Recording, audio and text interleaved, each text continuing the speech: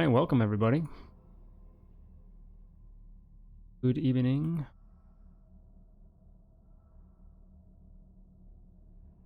So, recap. Did we play last week? We did, yes. Yeah, Krellin ran in. Boulder's Lan, there was something wrong on the starship.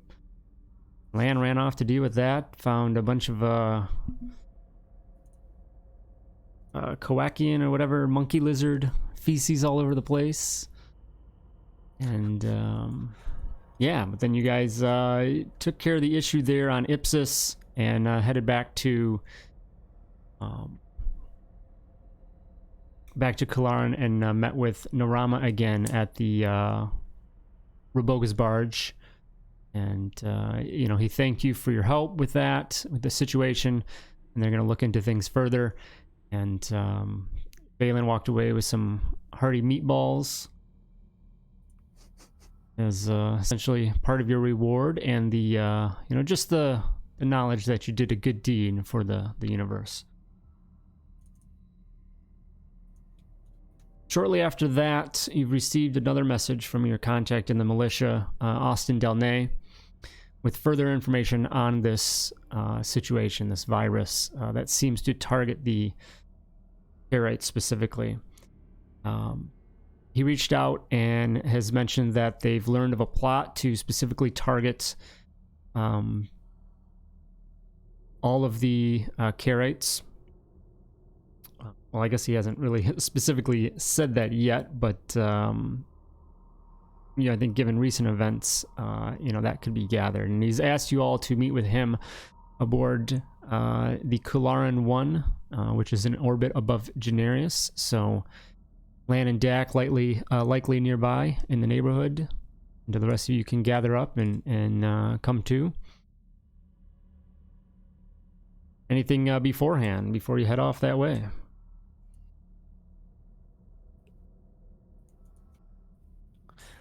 I guess the only thing to point out is we do have a handful of new items that we got from oh, that's Dalton. true. And I did not even I didn't get you guys stuff on that.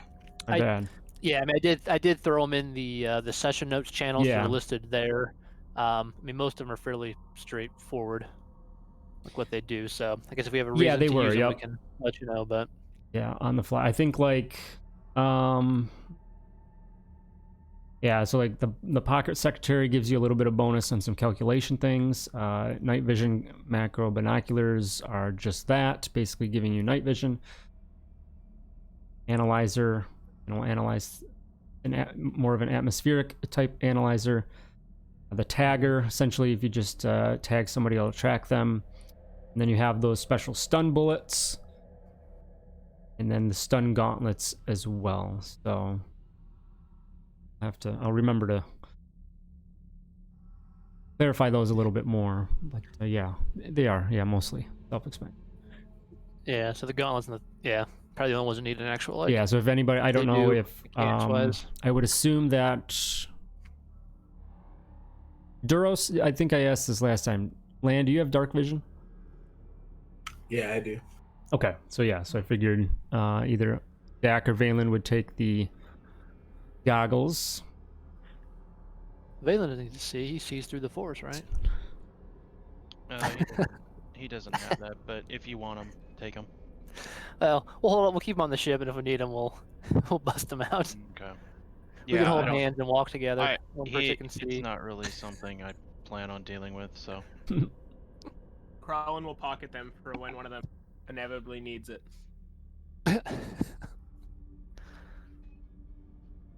He can see in the dark decently. All right. So he said we received a message to meet them on their station. Yeah, ship. On their ship. Yep. Okay. All right. Well, I guess Dak and Lan would load up in the Spry Hunter. Contact Valen, see if he needs to lift, or if the school bus from the academy can drop him off. No, it's outside the school zone. You're gonna have to pick me up. All right, so we'll they don't go out that way. go pick up Valen and find Krellin whatever bar he's at and hanging out. You'd think in this day and age of technological advancements that Valen could maybe do some remote learning at the at the I forget what they call it, the it's not an academy, but the they're on Kularin. There is a enclave, that's right, a Jedi enclave on Kularin that he could hang out at. Maybe we could set him up like a little e-learning room in the ship, in like one of the supply closets. Give him a little computer monitor, just some remote learning. All over video call. There you go. Yeah. Yeah. I'm at the job shadowing portion of school learning, so it's all outside of the classroom. Right, now. of course. Here you go. Other than the teaching moments where the students have to deal with the Kowakian monkey lizard I left with them. Oh, you left him behind. Didn't bring him with you. Of course, Cool. that's what the meatballs were for. Keep them occupied. Give me a persuasion check, Valen.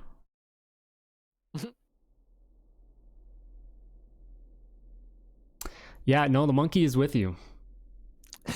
He is very very attached to you for your compassion and friendship that you've shown, and you have not made a good enough argument to leave him behind. Okay. If we saw Valen with it, I would look to Dak and Lan and say, I think we need to have an intervention. This is getting out of hand. We need to dispose of that Satan spawn as soon as possible. I'm not gonna get involved. You just spent like 8 hours cleaning its feces off the ship.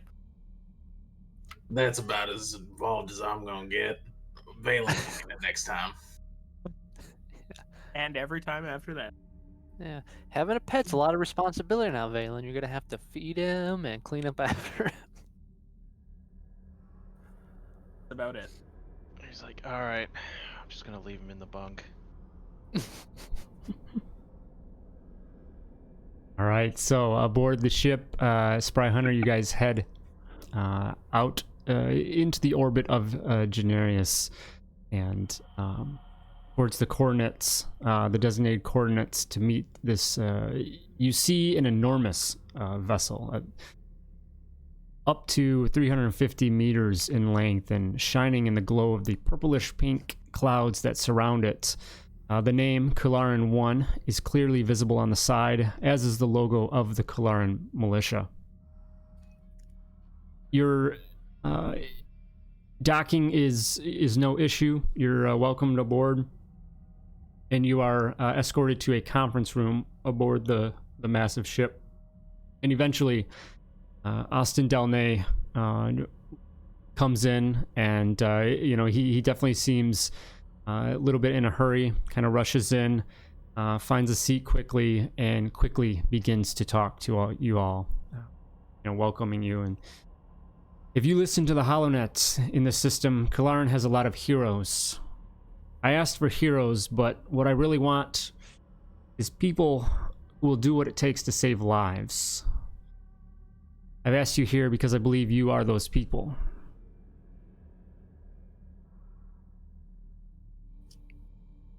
I'll tell you what I want done, and I assume you all remember the current recent problems on Tilnus and Ipsis. There is the virus, which has been manufactured in Kularin, about to be released into the atmosphere of a planet where it will kill thousands of innocents. It won't discriminate, young, old, sick, healthy, they'll all die. We've analyzed the virus. It will be deadly and painful. Do you know who's behind the virus? We suspect it has something to do with the believers based on what we've run into in the past, but I don't know if there's greater forces at play here.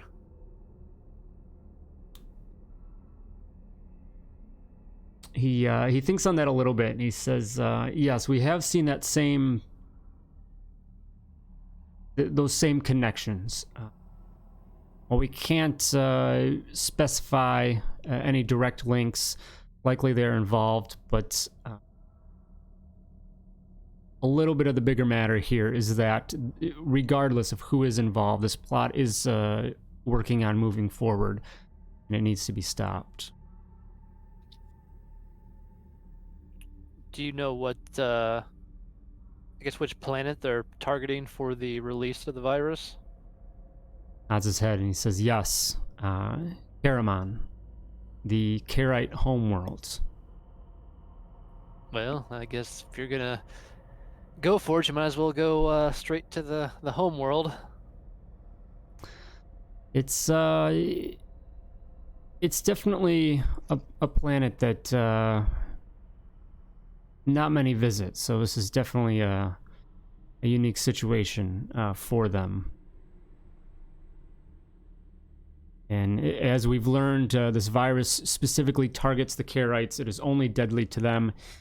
I could smear it on my own face, and there would be no reaction. But if a Caarite gets one whiff of it, they'll go into convulsions and die within 15 minutes.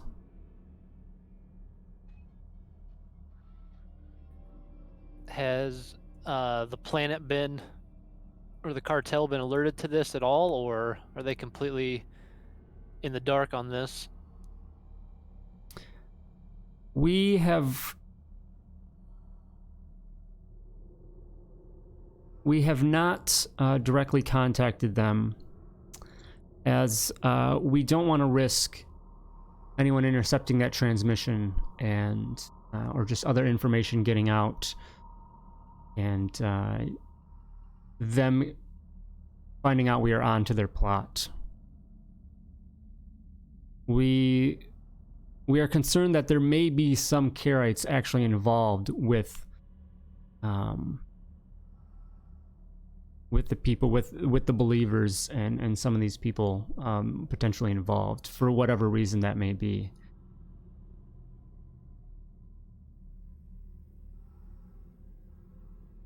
That does not seem good. But just to clarify, you are absolutely, at minimum, 100% sure this will not kill me. That what? This virus will not kill me. Have you tested it on any Chiss before? Have you ever met a Chiss?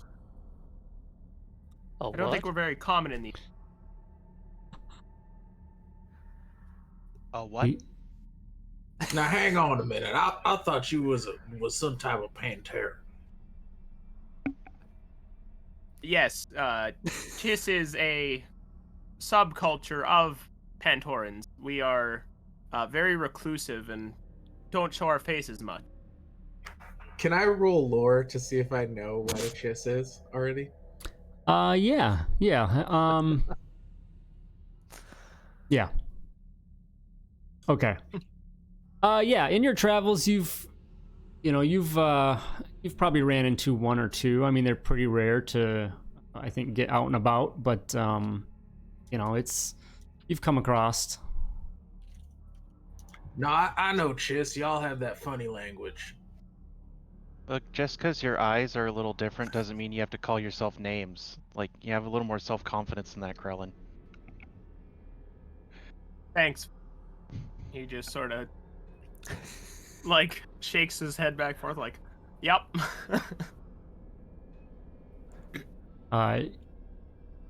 Delnay kind of cuts in and to go back to your original question, Krellin, and from what we've analyzed, the virus is transmitted through the air. Touch isn't necessary, but it only affects Caarites.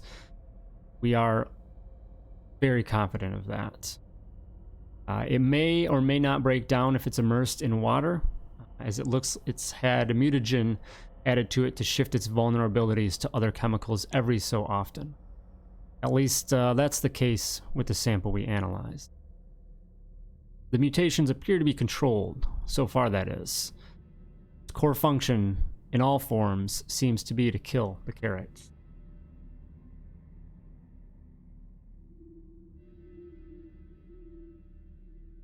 So, in particular, what would you like us to do about? Well, we have discovered, as I said, a plot for this to be released in the atmosphere of Karaman. Specifically, about 3 tons of the virus transported in a set of Bacta tanks. Oh. Perfect. Right, so I assume you wish us to stop this somehow? Yes. You will head to Karaman and try to figure out where they're planning to release this and put a stop to it.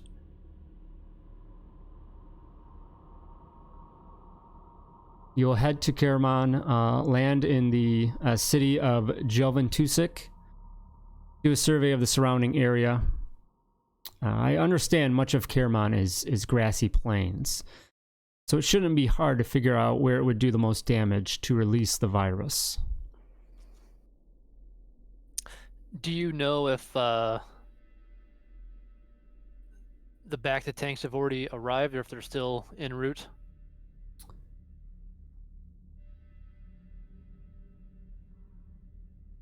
For now, at least one of the ships that we believe to be carrying the virus is in Jelventusik. When we find out where the others are, we will certainly send notification to you. Okay. So we can't intercept on the way. They've already arrived. At least one, yes. They arrived with a transport ship and a single starfighter.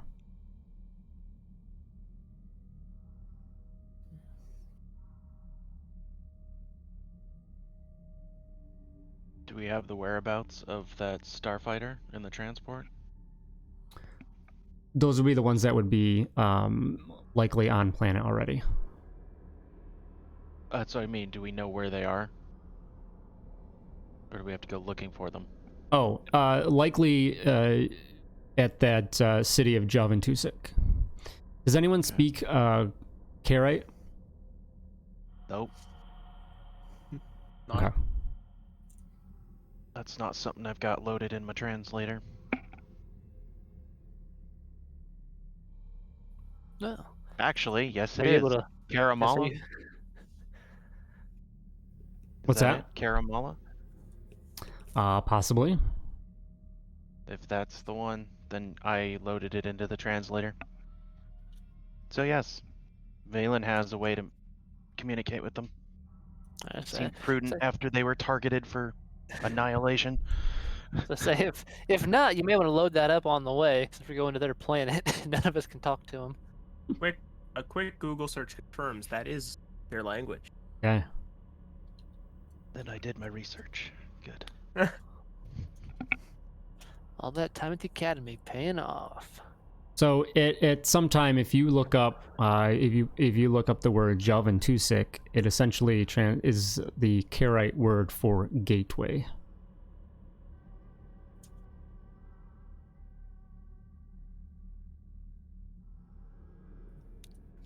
Well, I guess the only question is if we have time for drinks before we get on the next shuttle out there. Delnay, it doesn't look like he appreciates the joke, and he says it'll be about a day's journey out there, so don't be clouding up your mind, but you can enjoy some drinks on the way. I can provide a single starfighter escort as well, if you feel that would be helpful, but beyond that, we don't want to try and raise any further suspicions.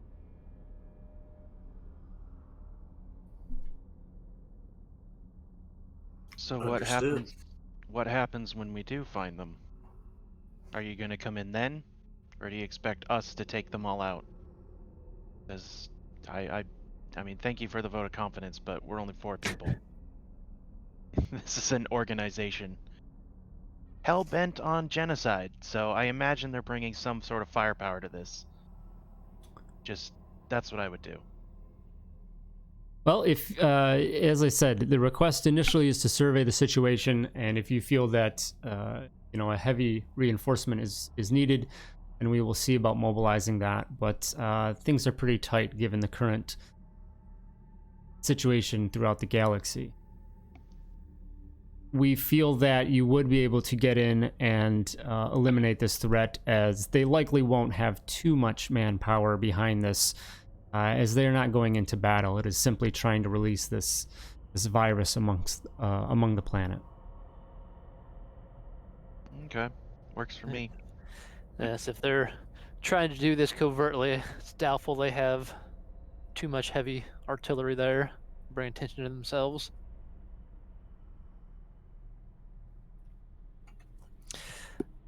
Well, I guess if you guys don't have any other questions for Delnay here, we can load up in the Spry Hunter and start heading that way.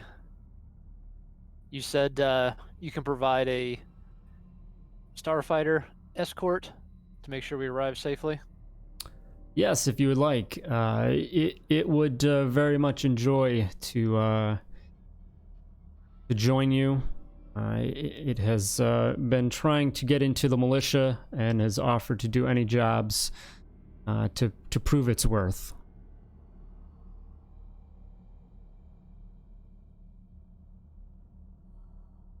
Did you say it? Yes. This You know it who, being organic or inorganic? An organic. Its name is IV. 5E. It's a Philordi. They are asexual and don't have genders. Oh. But they are the other species that are part of the cartel and also hail from Karaman. Learn something new every day. You've worked with this individual before? Yes. All right, so you can vouch for their abilities. Absolutely. They are on the path to joining the militia, but working on these types of jobs and whatnot beforehand to show their worth. What species is this again? Philordi, Filordi. Okay. I've never actually heard of them.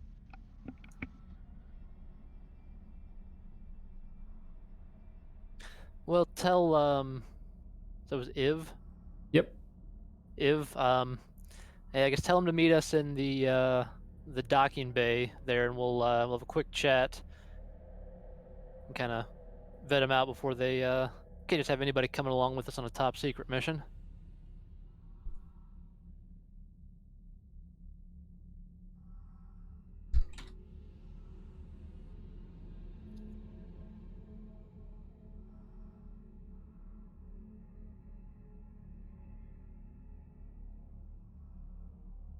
Boom.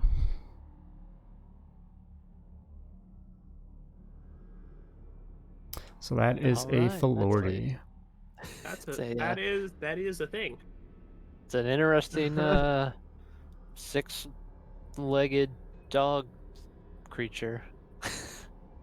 Like a cross between a dog and a kangaroo.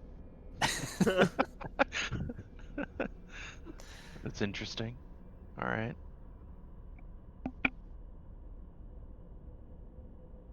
All right, yeah. So you guys head off to the hangar to get ready to head out, and as requested, Iv is there to meet with you to, see if you guys want him to tag along. Well, hello there, Iv. Delnay says you have offered to provide an escort to the planet.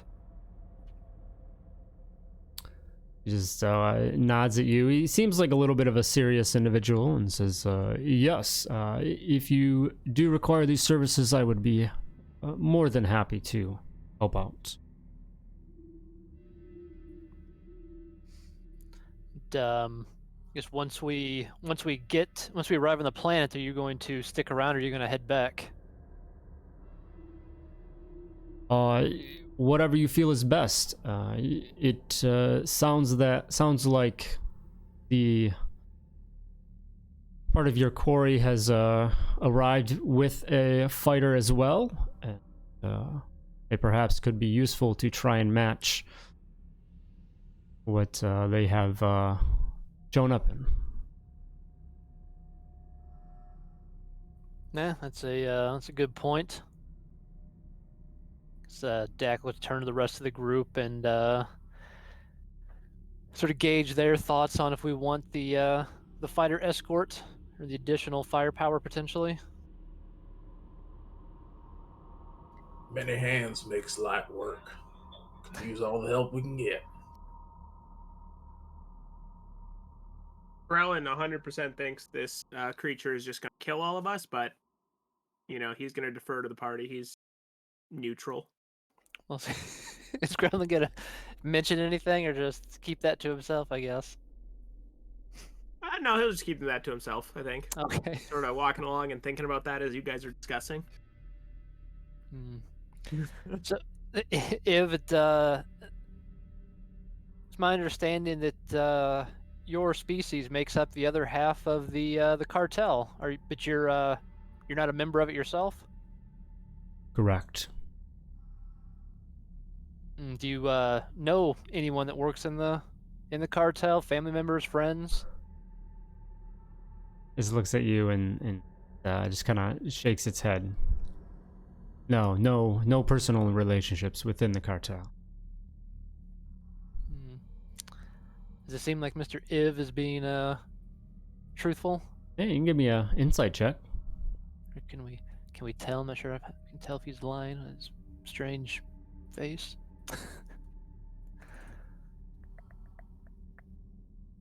Insight, yeah, not very good. Yeah. All right, roll though. Very nice, yeah.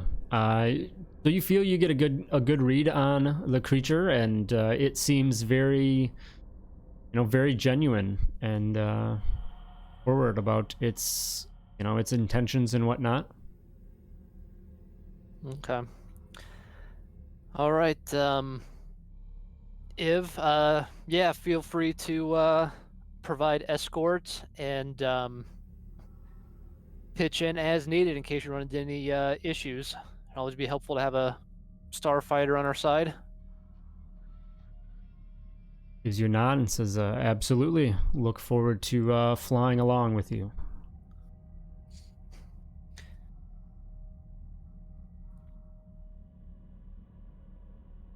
And because I guess obviously traveling through hyperspace to get there, right? Okay.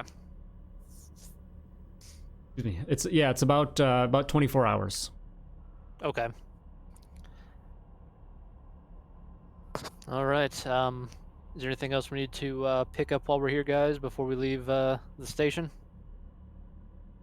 Is everybody good to go? Krellin, you're all refilled, all your various flasks ready to depart? They're never quite full, Dak. Well, but they're not empty, of course. Well, of course not. That would be insanity. Do you all have Alright. med packs? If not, you should probably grab some, just in case. Dak has a couple, but Like I'm still capable of, doing my healing, but in the heat of battle, sometimes it's not possible. So it's better for you to be able to take care of yourself if I can't get to you. Otherwise, priorities are priorities. Triage and all that. Some of you might be going down, is what I'm saying. if I can't avoid it, so. I don't know. Krellin's never gone Best down to be prepared. Except for, all those times. If you Yeah, ignore Dak- those, he's never done it at all. well, Dak's got a handful of med packs, so he's good to go. I don't anticipate that much trouble, but you never know. Never know when an Acklay might just be right around the corner or something. I've never been there, Caramon. I don't know what the hell's here. Could be anything. Could be Rancors for all I know. Just be prepared. Other than that, I've got all my kit. I'm ready. Can I try to roll nature to see if I know any natural hazards to watch out for on this planet? Like if there's any dangerous poisonous beasts that we might need to Yeah. be particularly Yeah, careful nature's fine. about? Yep. Very nice. So nothing, especially if you guys, just kind of stick to where you need to stay and whatnot. It's as Delnay said, it's largely grassy plains, flat land that covers most of the planet. Yeah, there's not really anything that comes to mind that you can think of that would be an immediate threat. But I mean, even then, this is a planet that rarely gets visitors anyway, so you're going off of just basically hearsay that you've heard of the planet, but Land just full of confidences. This planet's perfectly safe. Nothing to worry about. This is an easy job. Nothing bad will happen. 2 or 22 wouldn't be a difference, right? Exactly.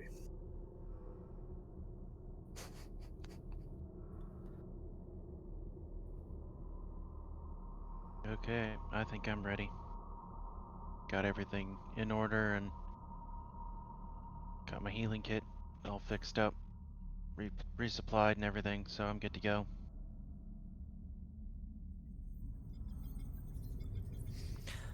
All right, well, let's load up and start heading out. The quicker we get there, the quicker we can hopefully put it into this plot.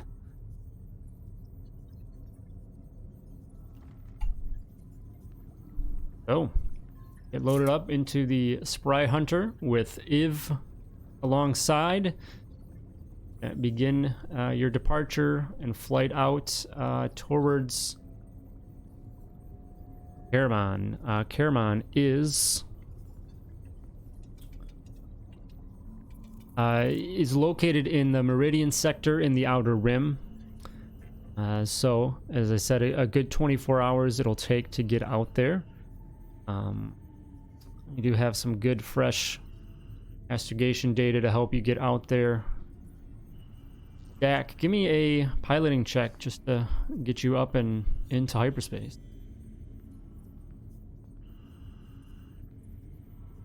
Very nice. The Spry Hunter is every day more and more becoming closer to the akin to the vessel you once cherished many years ago. Definitely are able to handle that very well. You're able to get into hyperspace, make the jump, and you guys spend the next 24 hours traveling. Anything going on during that time, or we jump right into destination? I think Land's just, cleaning his gun. Just getting ready. Balin's meditating while the monkey lizard jumps around the bunk. All right, so the swirls of hyperspace straighten out into the streaks of starlights until they hit the dots, the single points of light of stars, and as you come out, you see a beautiful planet before you. Caramon, a wash of green dotted with blue lakes and rivers. The only section of the planet that does not seem to glow from space is the region around the planet's north pole. There are a flat brown radiates out what must be 100 or more kilometers in all directions from that point.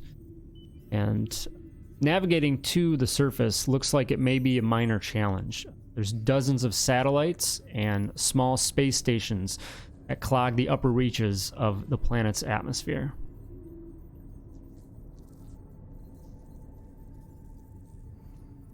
As you come down, you see that there's not really any landing platforms anywhere other than the one designated, pointed out to you as Jalvin Tusik.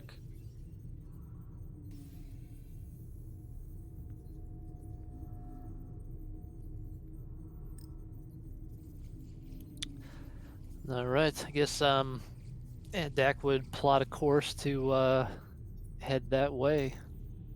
As you come down, you all do receive the Cultural Awareness document from Kularen. It essentially says that, you know, a welcome from the planet, and just to let you know about some things about the planet. You are certainly welcome to land, but of course everything goes through Jalvin Tusik. They have a very delicate ecological balance that they strive to maintain, and so they regulate travel as much as possible, and that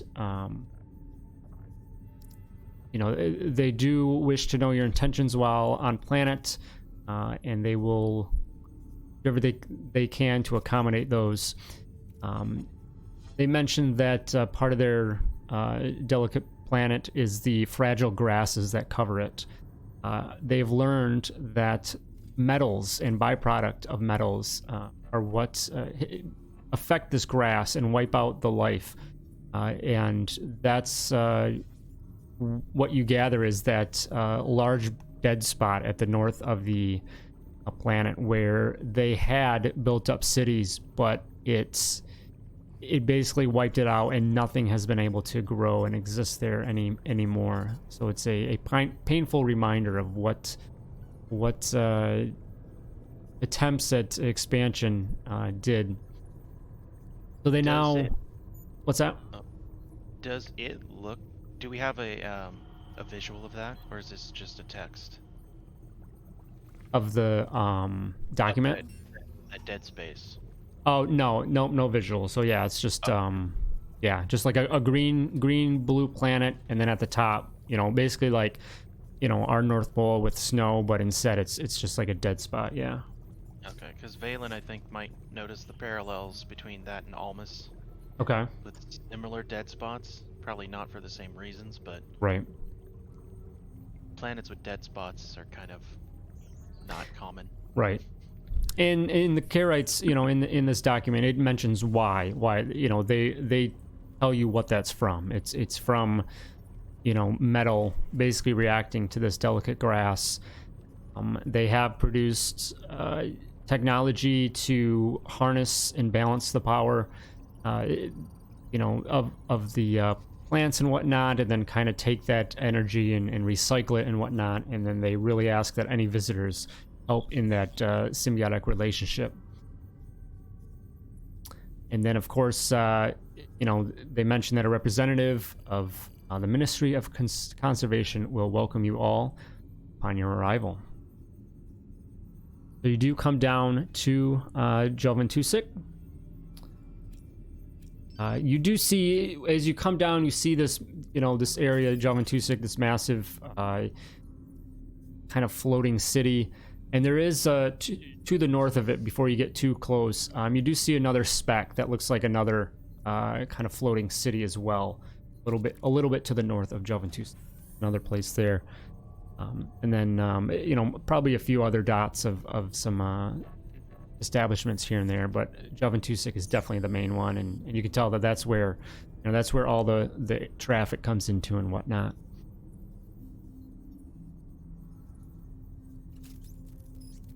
You come down. Go ahead. Sorry, go ahead. You come down. Dak, yeah, give me a piloting check to bring yourself in.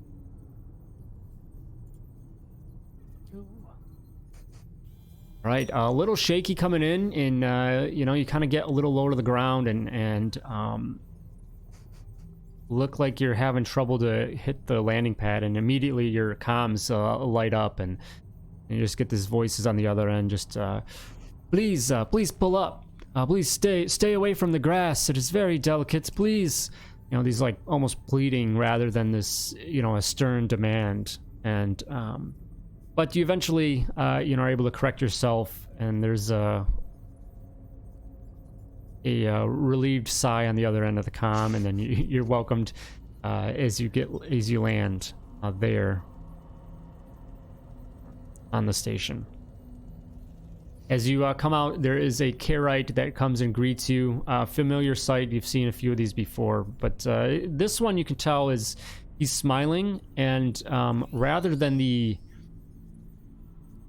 maybe sinister grin that many of the other Caarites you tend to run into have, this gentleman looks to have a very genuine expression, pleased and happy expression across his face. He grins at you. Hello, I am Nuris Blatt, Deputy Undersecretary to the Assistant Chief Subcouncil of the Greater Caramon Communications Division of the Caramon Ministry of Conservation. Welcome to Caramon.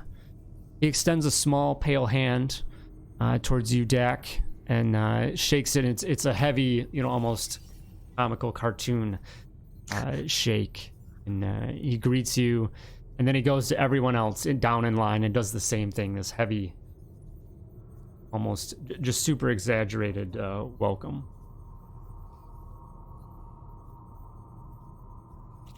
Well, thank you. We're happy to be here. We've heard a lot of wonderful things about Caramon, and wanted to see them for ourselves.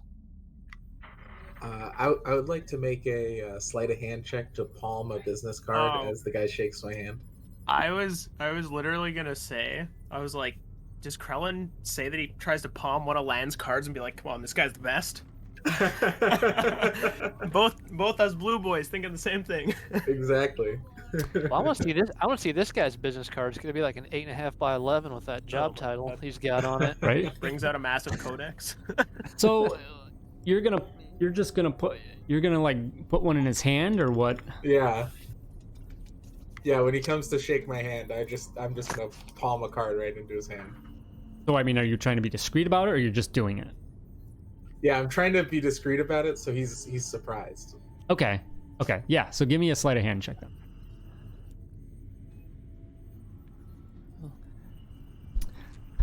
All right, so yeah, you try to get it to him, but he notices it right away, and he looks down and he sees that, and Lanjo, shockingly effective.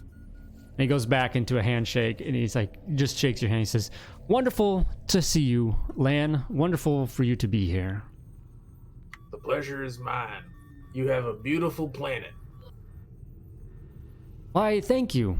We don't get very many visitors, so it's certainly a great deal to have others come to see, our beautiful world. Now, you say you don't get many visitors. Well, actually, I was reading your onboarding document as we arrived, and I noticed there's mention of a desolate place to the north that has fallen on some hard times. Do you monitor landings in that area? Why yes. You speak of the desolation. We do definitely keep track of things.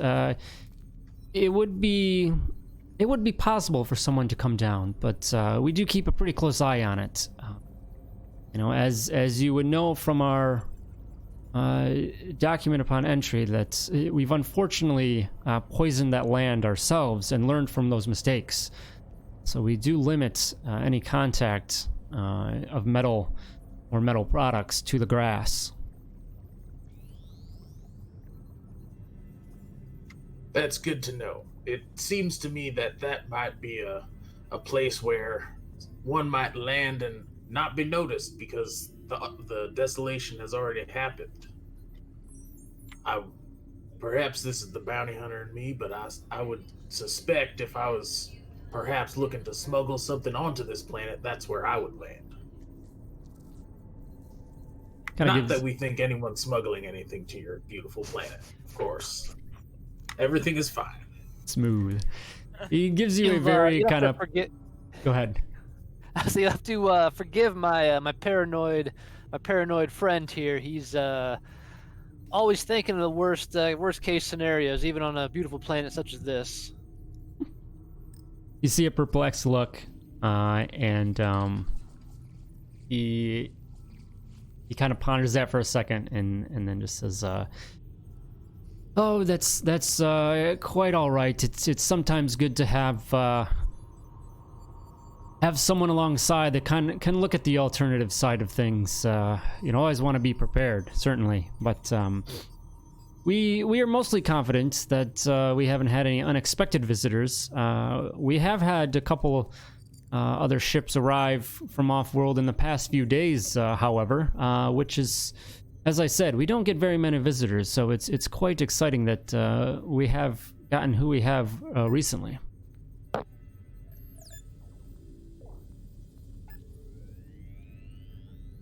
Oh, why don't you guys get visitors very often? Oh, I think just, we're just kind of out of the way, and, many people don't think to come and visit.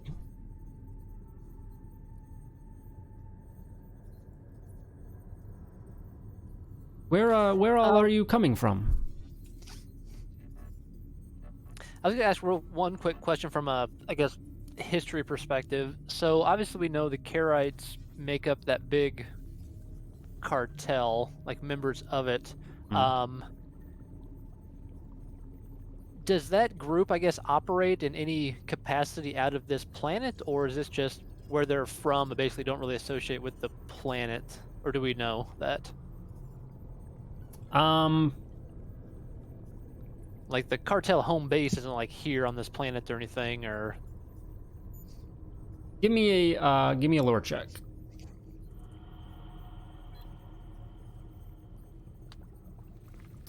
So it definitely is an organization beyond just Kalaran. And very well could have roots here on the planet. Okay. But, that's just something that you're not very certain of.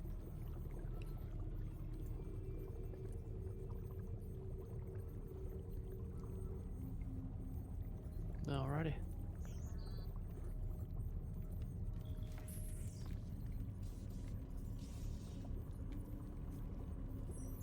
So yeah, he then he asks, so where are you all visiting from?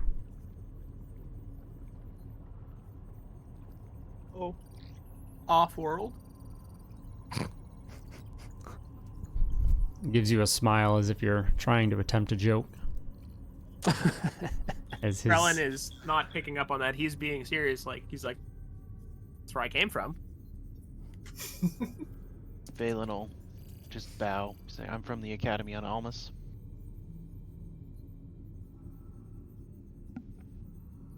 You see a little bit of a change in his expression from that, kind of happy cheerfulness at the mention of Elmas.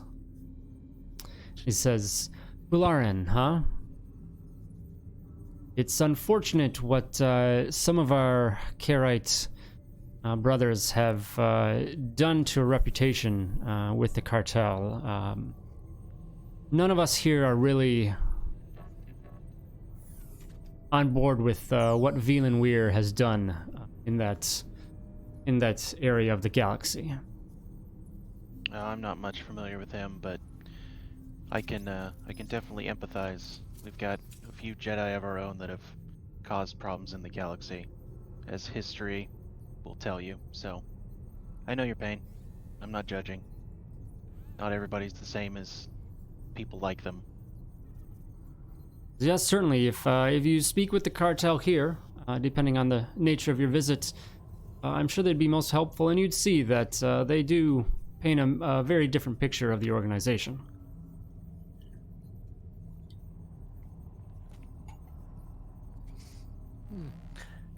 Would you be able to point us in the direction of the cartel operations here on Caramon?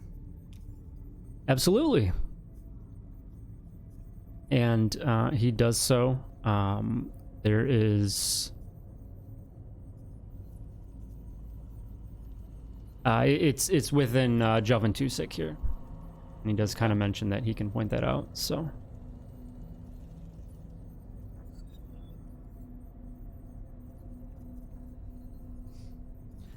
You said that... Go ahead. No, go ahead, Ted. I was just going to say that I know that they've been a little busy investigating some of the transport that came in, but you should be able to get in touch with one of the representatives. Oh, the transports that arrived prior to us were here on cartel business? Unfortunately, that is beyond my scope of knowledge, but they certainly seemed involved. Oh, interesting. Yeah, we'll definitely have to investigate or look into that. It's very interesting as well that, like you, they came as a fighter, a starfighter, and a transport. Must just be the way people travel these days. Well, I'm sure you've heard of the war ongoing throughout the galaxy. It's always better to be safe than sorry. Gives you a nod.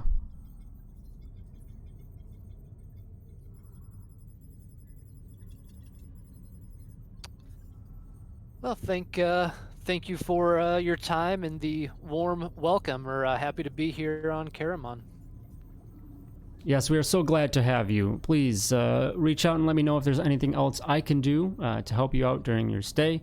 Of course, I will remind you that if you need to travel anywhere on planet, that no metal-based vessels are allowed. We do have a special ceramic-based speeders that you can borrow to get around if need be.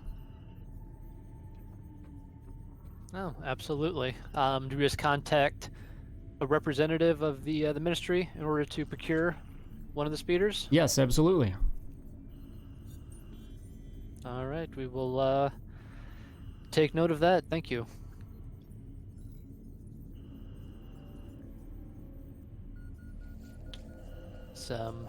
Dak will turn back the rest of the group and say, I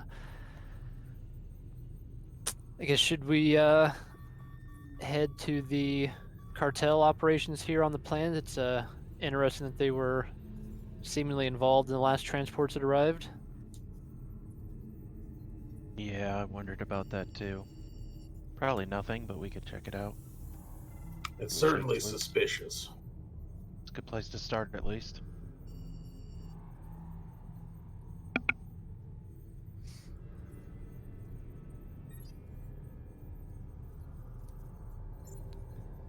All right, I guess we will bid farewell to our Caramon welcome party and start heading that way.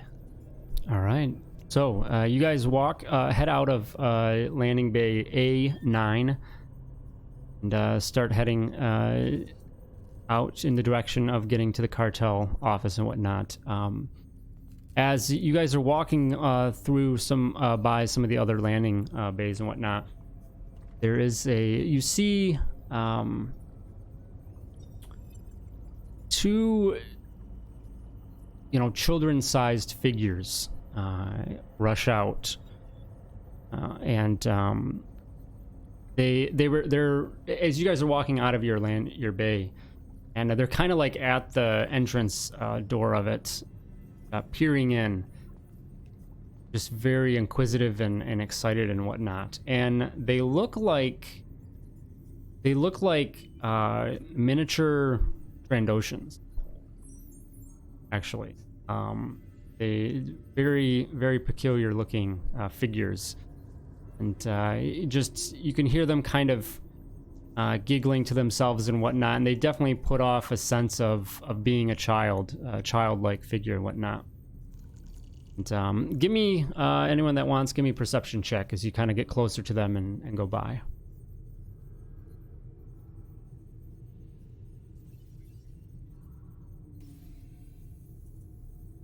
Right. So, Lan and Dak, for sure, you pick up a little bit on their conversation, and it's just this,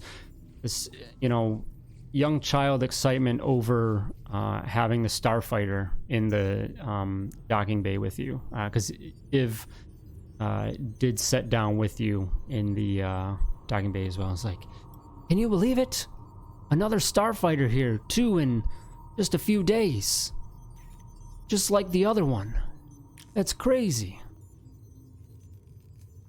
Oh, but I bet our starfighter's much better, though, isn't it? Kids get a little sheepish at first and say, I don't know, the other one's pretty cool. Oh, well, what kind of starfighter was it? It's I think it's called a headhunter. Oh, a headhunter. I've heard of those. Those are pretty cool. Yeah, it's all black with gold trim. It's pretty slick.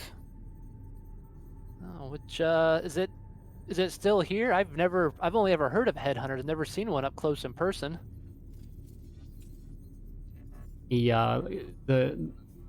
The young figure looks at the his counterpart, and you see a little bit that they wonder if they've finally hit that limit of like, okay, we're talking to strangers. I mean, yes, they have a cool ship, but whatever. So give me a persuasion check.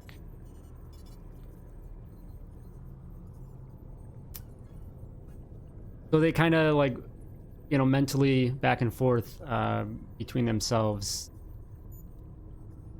discuss what to do, and they say, yeah, it's still here. It's just a few bays over, number 12.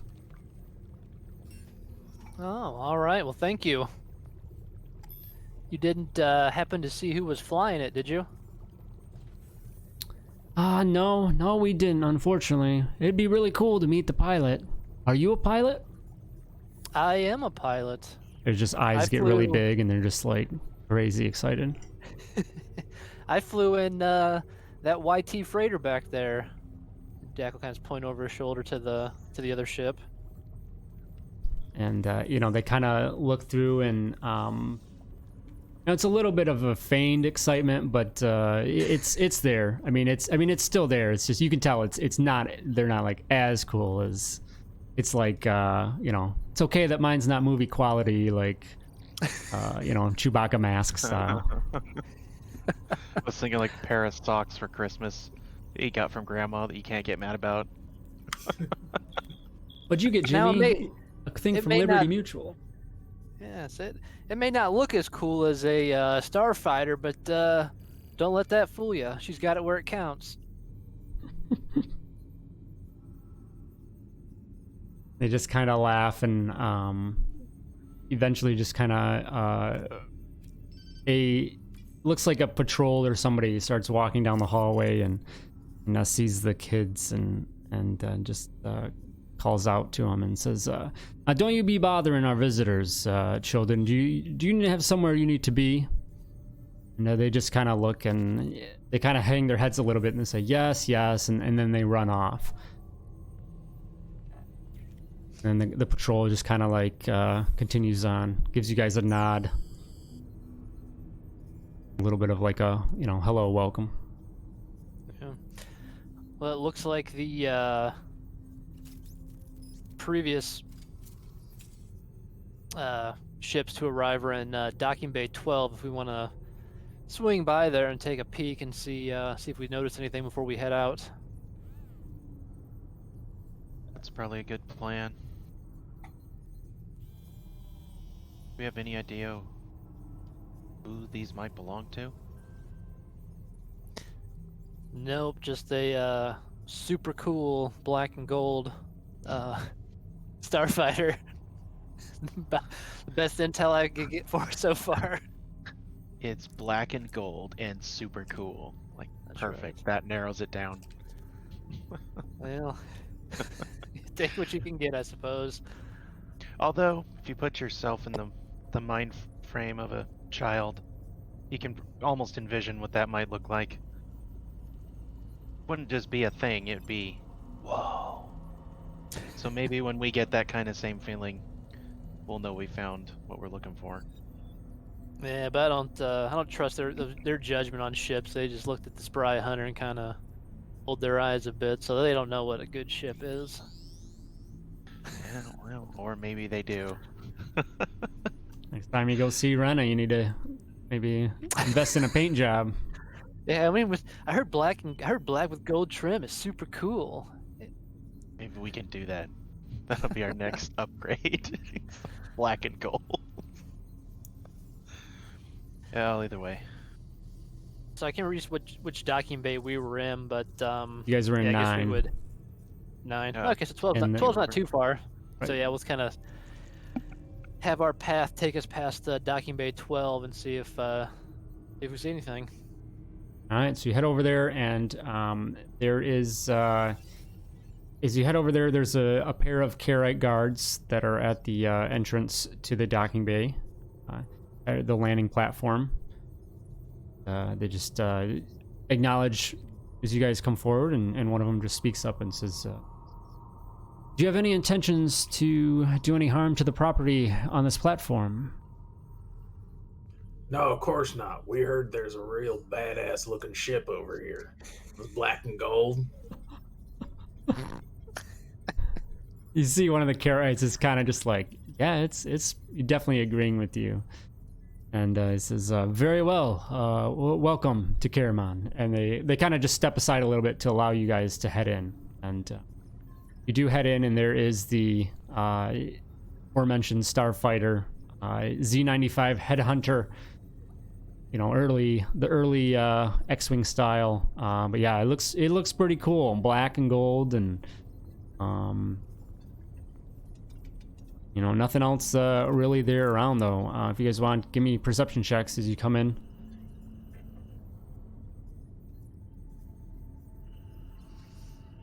Land's recording this with his holo recorder just for his own personal amusement. All right, so Lan is dealing with his holo recorder, so he doesn't really see too much. Brelin and Dak, you look around. There's nothing really of note. I mean, the ship's here. There's nobody else. The pilot certainly isn't here. It doesn't look like there's any belongings or anything left behind. Just the starfighter is here, hanging out. But no freighter with it. It's just a starfighter. Right. Just in this landing platform, it's just the starfighter. Does the place look big enough that the freighter could have also been here at one point, or is it like a really small bay, like starfighter sized? This one, it could have, yeah, because similar to yours, you guys were both able to land together. Okay. But yeah, just this one is just the starfighter. That's what I was wondering. Okay. Dak will go back out to the guards and be like, yeah, those kids were right. That is a pretty cool ship. They seem to indicate though that it came with another ship, but there's just the starfighter here now. Were those kids just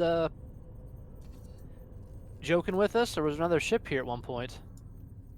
The guards just kind of looks at you and says, "You'll have to excuse the exuberance of the young Caarite children. They're always excited over something new like that. But no, I've heard that there was another transport that came in with it, but they're in another section. The pilot of this one came down and took off, rented a speeder and went somewhere out of town." Oh, all right. You don't know where the other transport ship went? I think it was in B. It was in the B platforms. I think number 2. Which platform are we on? A. You're in A12. Okay. Okay. Oh, all right. Well, thank you. Appreciate the information. Give you a nod and says, "Yeah, anytime."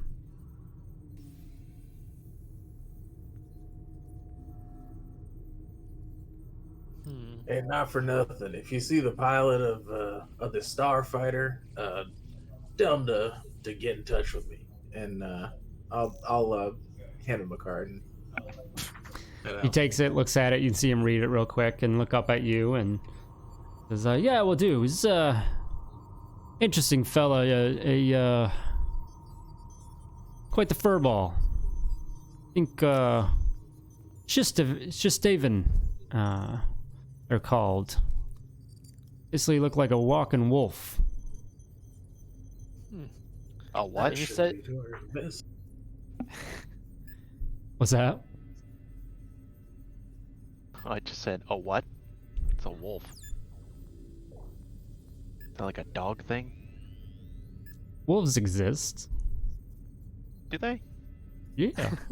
What do they do? I mean, I know they do. I'm just saying, I didn't know how well in Star Wars that was a thing. Other than the Loth wolf, I don't think I ever saw a wolf, but maybe Valen's just dumb. You said this furball ended up renting a speeder to go somewhere. One of those ceramic ones that we heard about. Yeah. He took off somewhere north of Delvin Tusik. What's oh, go ahead. I was just gonna say, do we know where that dead space was? Is that around the same area or north of the city? It's basically the north, pole. It is of north. the Okay. planet. So Okay. yeah, if you go north, I mean you're definitely going towards it, But not necessarily to it. not necessarily. But What is north of here? I just we just arrived, so we're just getting a feel for the planet and anything that's out here. as well, yeah. I mean, other than the desolation, of course. I mean, you go north from almost anywhere, you're gonna run into that. No, there is a Fellis. That's kind of the. That's where all the Felordes hang out and live. They're kind of own city here on the planets. Yeah, interesting. Is that one also a floating city? Yes, it is. How much bigger is it than Jovan Tusik? Or is it smaller? I'd say it's a little bit, probably a little bit smaller, as I think just with Jovan Tusik being the main hub, especially entrance hub for any traffic. But yeah, I mean, still, one of the larger hubs of the Felordes, so it's definitely still going to be sizable.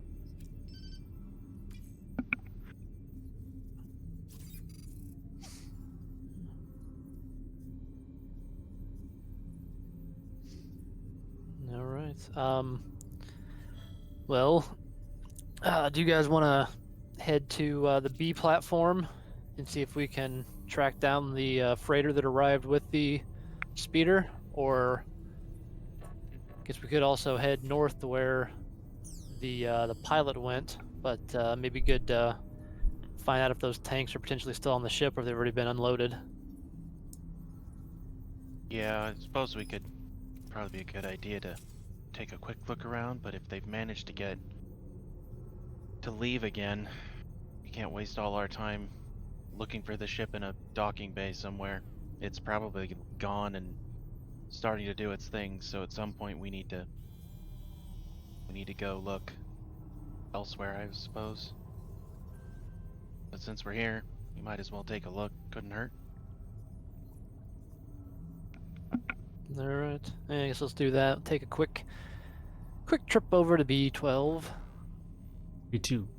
or B2. Yeah, B2. Okay, so you find your way across the large landing platform here, landing station, and eventually get towards the B section and get to number 2. And you do find this transport ship there, docked. Doesn't seem like there's anybody around. There's a pair of guards that are outside. That are often stationed at most of the landing platforms when they are occupied, and beyond that, it just seems like a parked vessel.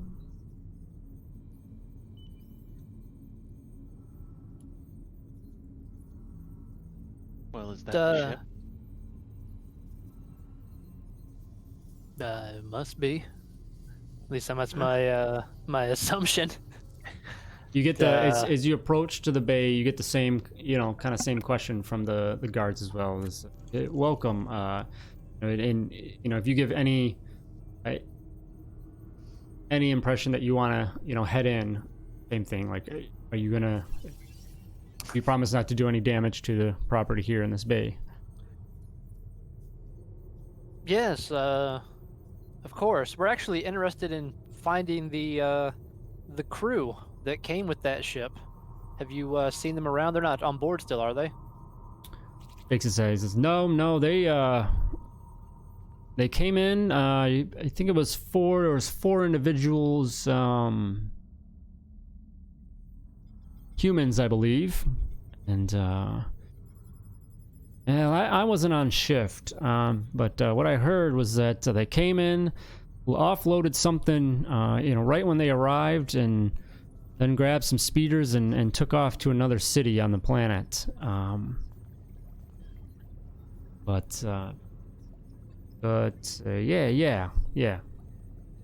They kind of, yeah. It seems like he might have a little bit more about the situation, but he's not really sure. He seems a little hesitant to just be sharing information. Let's see. Yeah, we heard they were, obviously not from Caramon, just like ourselves, and with us being new to the planet and them being new to the planet, thought we might chat with them and see what kind of business they were here on. Like when you go travel overseas and you run into fellow Americans, and it's hey. Yeah, fellow worlders. Give me a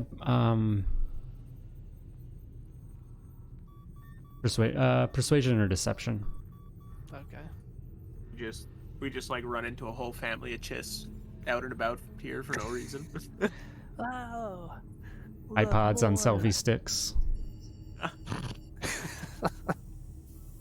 So the Caarite guard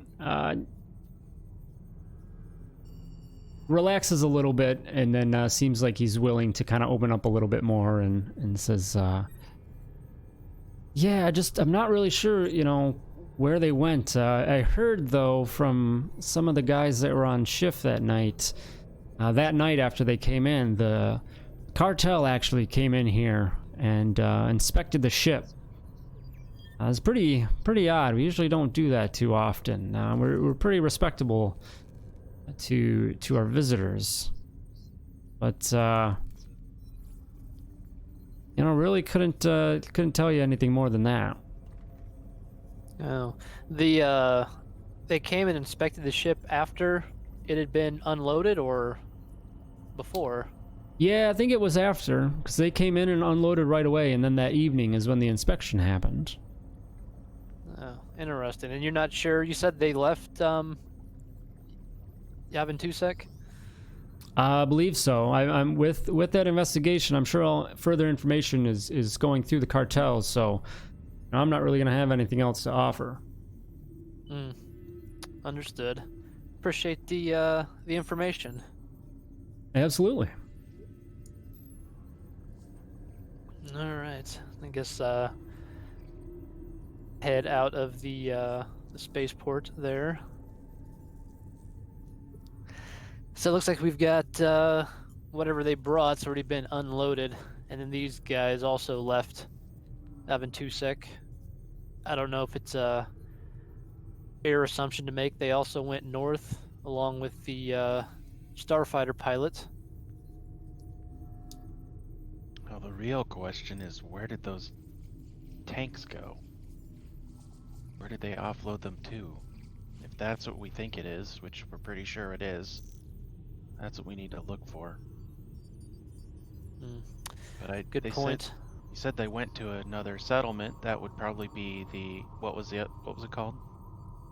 The one to the north. Ephelis. Ephelis. That's where the Florides are at. Who knows? They might have taken it up there. There's no. Do we know? Or we probably wouldn't have gotten any sort of population statistics for that city just out of that conversation. Right, no. But is there there's no big Caarite presence there probably? No, not at all.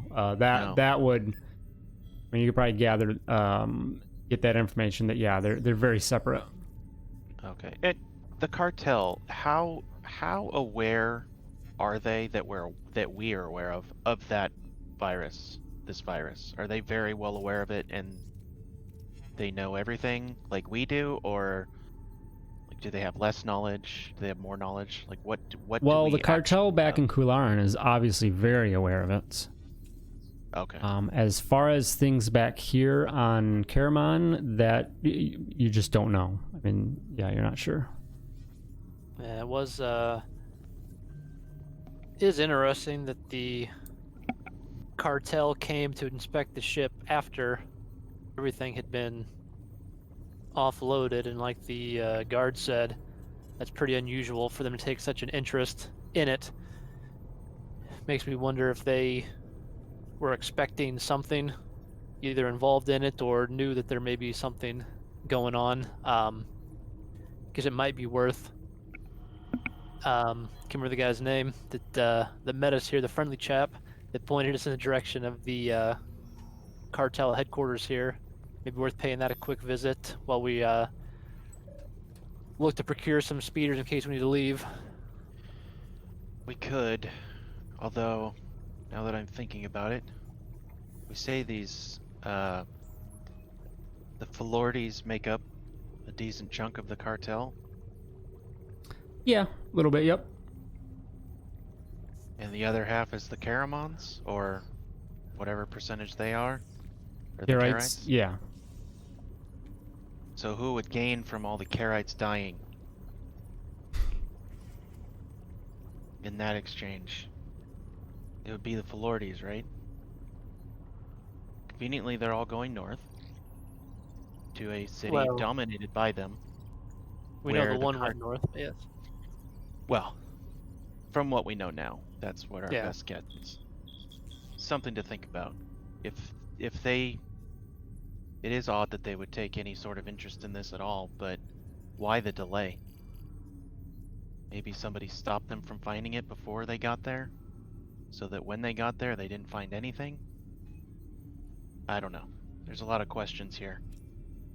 I don't have any answers, and the Force isn't giving me any insight, but something here doesn't smell right. Well, agreed. If you remember, I believe Austin Del Ney mentioned that they believe some Caarites might be involved in the plot as well. That's Whether true. these are members of the cartel here or back in Kularan, I don't know. Either. I think we probably, I don't know. If we go to the cartel and it's someone within their infrastructure that's actually in league with them, then they're gonna know that we're here. So whatever element of surprise we have, if we manage to get the drop on these people, is gone. Well, this is true. But I'm not very schooled in these ways, so I'm probably not going to be the one to make an executive decision here, but we need to consider every avenue. Something stinks here. Well, I've never been one, I guess, for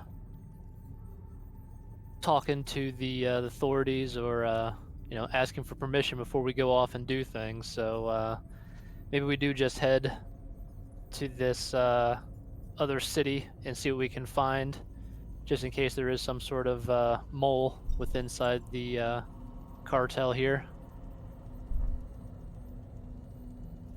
An old bounty hunter once told me it's easier to ask for forgiveness than permission.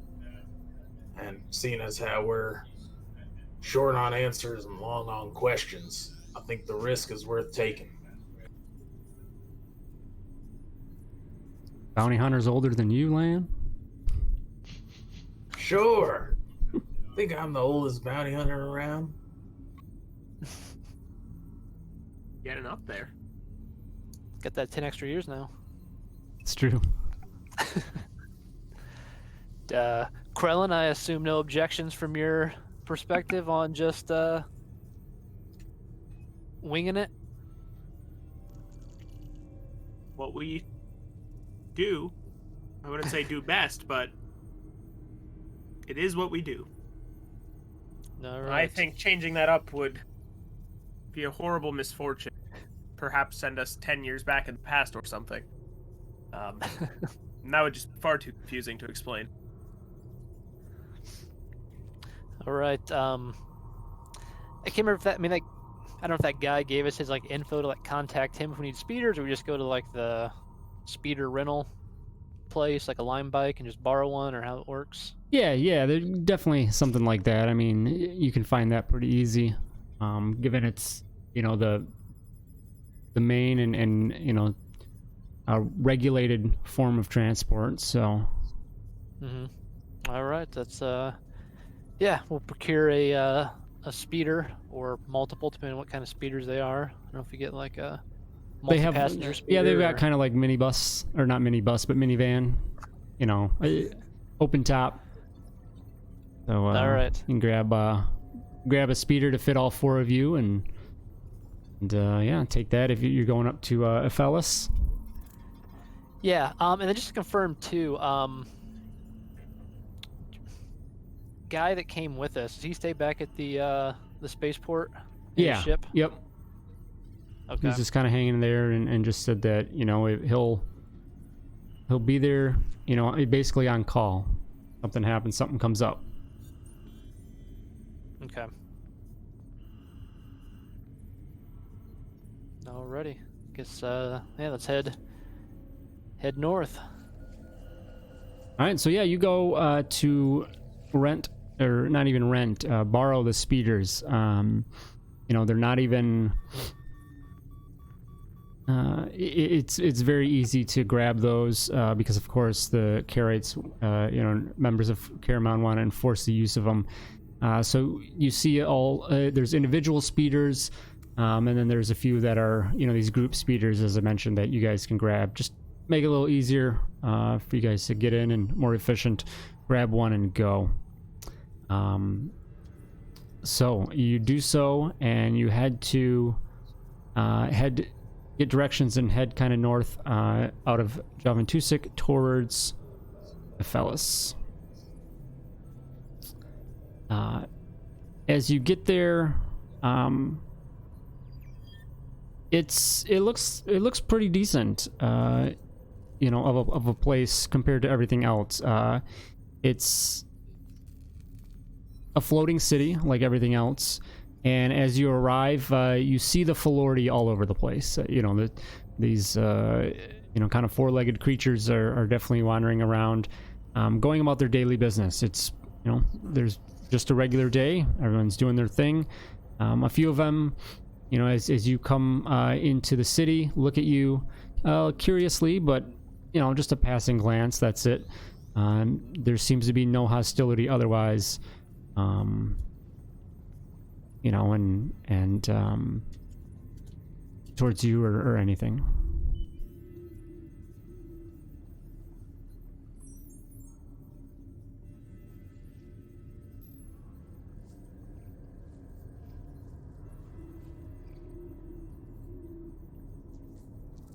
here. Now what?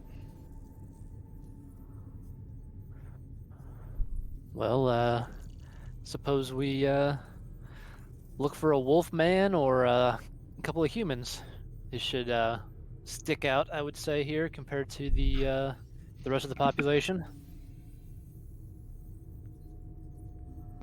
It's true. I wonder how much information these people will be free to give, I should say, or if they might need some greasing.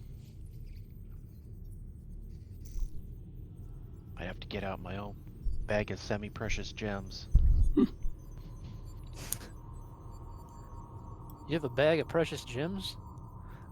Yeah, I mean, we don't really keep currency too much as Jedi, so whatever, whatever other people might take, which does include credits of some kind, but generally speaking, we don't. But I Valen, just happen to have a bag of gems. Sometimes they're useful. Valen, as it's on your mind, to kind of look around and maybe try and talk to some of the locals, go ahead and give me an investigation check. Very nice. So you do find an older Floridas sitting on a bench, here kind of near where you guys came in and parked your speeder and whatnot. And they greet you warmly and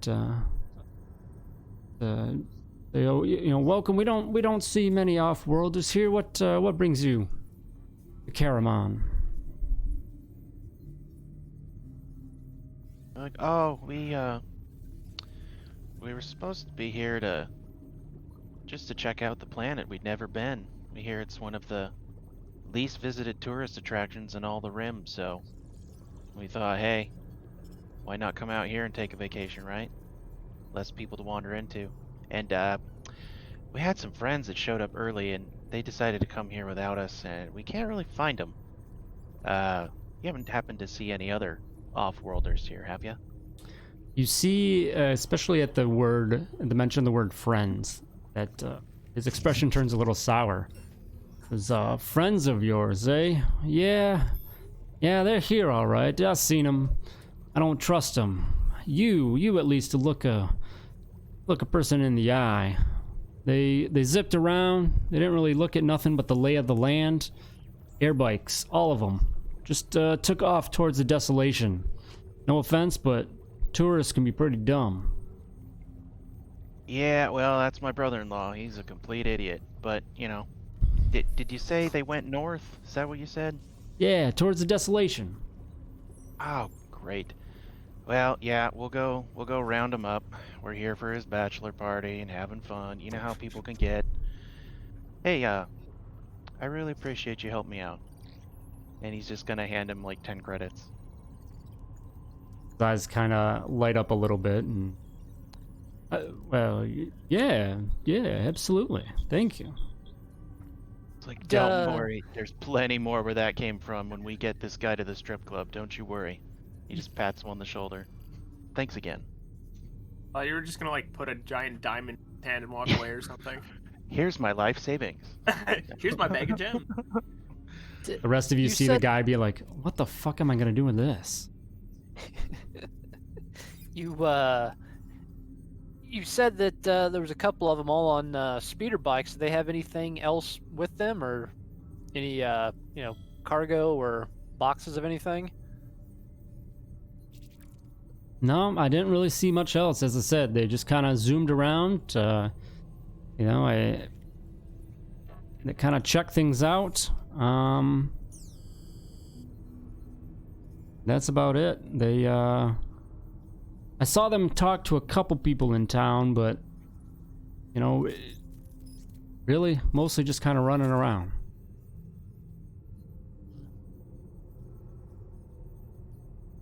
How far is it to the desolation from here? So it's a good few kilometers up that way.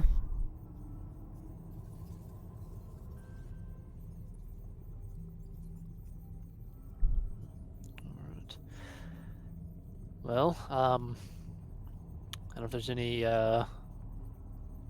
value in asking around here. It sounds like they didn't stay for too long, so I don't know if we should continue heading north and see if we can track these guys down. Yeah, but they did talk to some other people. Maybe we can see what their plans are. See what they're trying to plan for this bachelor party. You know what I mean? See if we can get in on the act.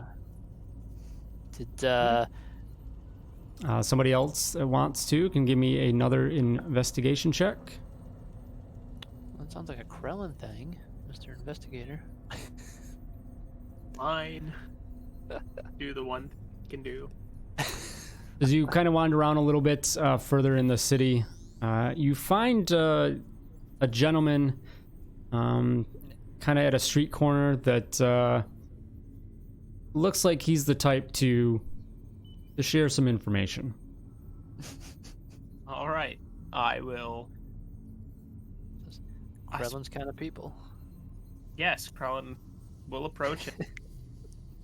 And be like, good evening, morning, or afternoon, sir. I'm here looking for some information, and I was hoping that you could possibly provide me with said information.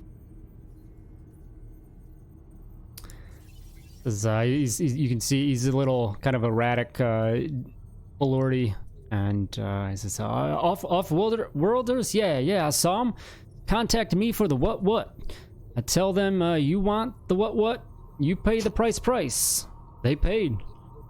Little too quick, that. Money's good. Dataries work, yeah? You want to know what the what was? I don't like them. You only pay me half of what they paid, and I'll tell you. Krellin's face is like error 404. He's like, I don't know what I just heard, but he's like, sure, I would love to hear about the what. Yeah, my personal translator doesn't pick up street talk. Sorry. Yeah. I think you're on your own for this one.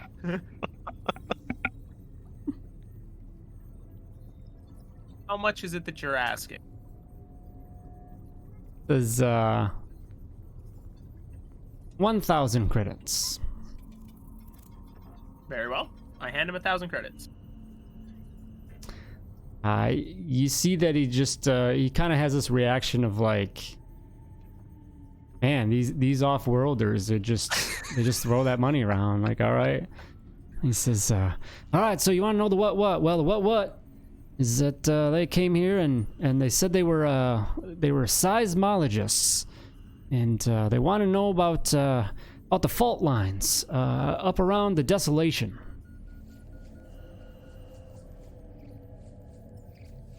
Wonderful. Thank you for your time. Gives you a head nod and says, absolutely. What is it that they asked you about? What's the what that they wanted to know? That was the what. They wanted to know where the desolation zone was? They want to know about the fault lines at the desolation. Well, what? Now I'm curious. What about the fault lines at the desolation? I didn't know there were any. Yeah. There are. There's fault lines. Now look here. I see what you're doing, but this ain't the first time we paid someone for information. Now, I know that my friend Krellin here paid you quite handsomely, so I'd appreciate if you turn the what into something we can use. Now, here's what I can use. How deep are these fault lines running? And how much of the planet could you have access to if you have access to the source of said fault lines? As well, they're pretty deep. They can go quite deep. I couldn't tell you specifics. You know, that's that library type knowledge stuff. But you know, they definitely they're inside the edges of the desolation. Some pretty massive fault lines.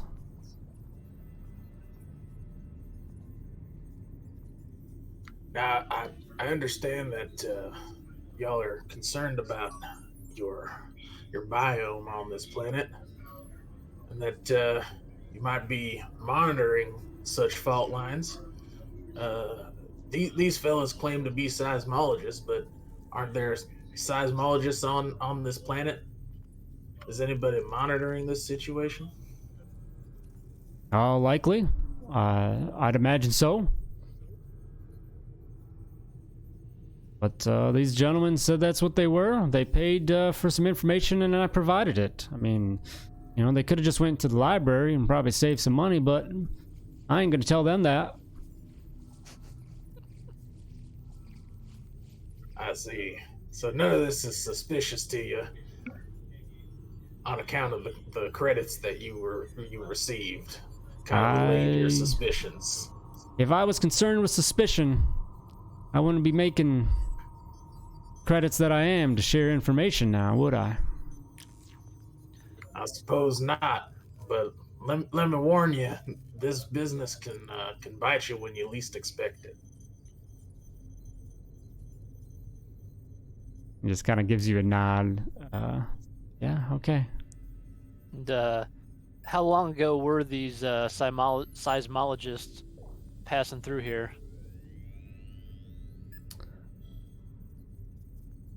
I think it would have been kind of like within a couple days of the ship as well.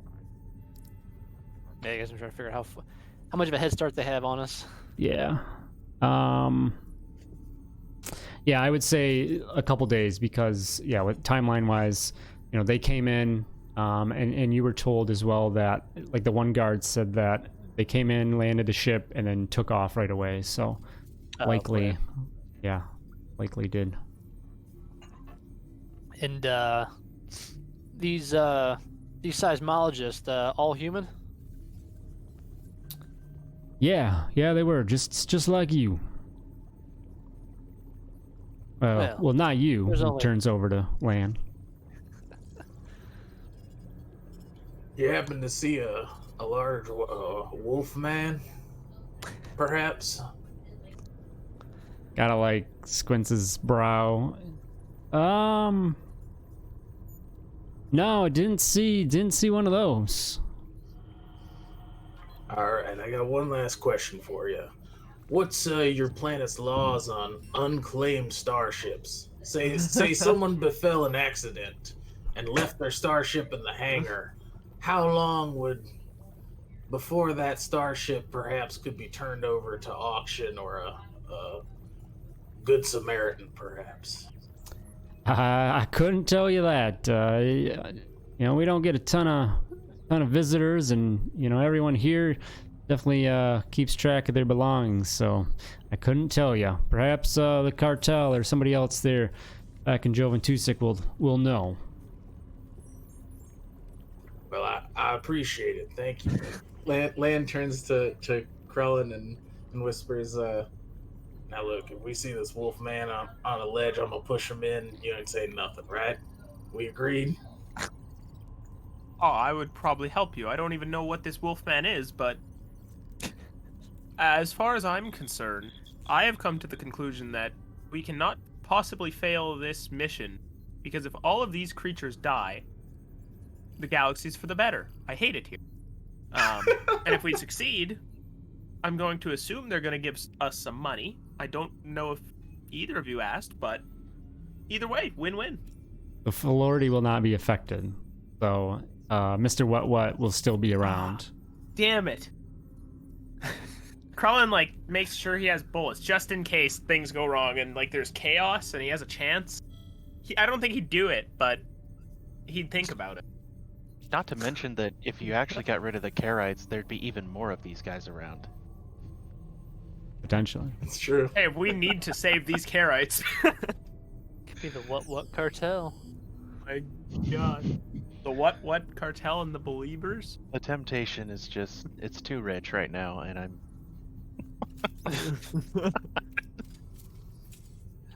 The what? My God. All right, well, suppose we should continue heading towards the desolation. See if we can catch up to these guys and what they're up to. Might as well. They've already got a head start on us by a lot. It's, Surprised we haven't seen anything happen yet. It is surprising, though, they're interested in the fault lines when I thought they were trying to release this into the atmosphere. It seems counterintuitive to what I would think they'd be interested in. Unless there's they're some trying sort to of deliver dispersal it through the system fault. there. Yeah, unless they're trying to deliver it through the fault line somehow across the entire planet. What about a geyser? Something that would shoot stuff into the air, or a volcano? I don't know if they have those, but those all might be possible. Yeah. Heard of some weird geotechnical stuff happening before. Not unheard of. Valen, give me a True. Valen, give me a wisdom check, please. So just kind of striked your generally studious nature when Mr. What mentioned the library and Damn it. whatnot.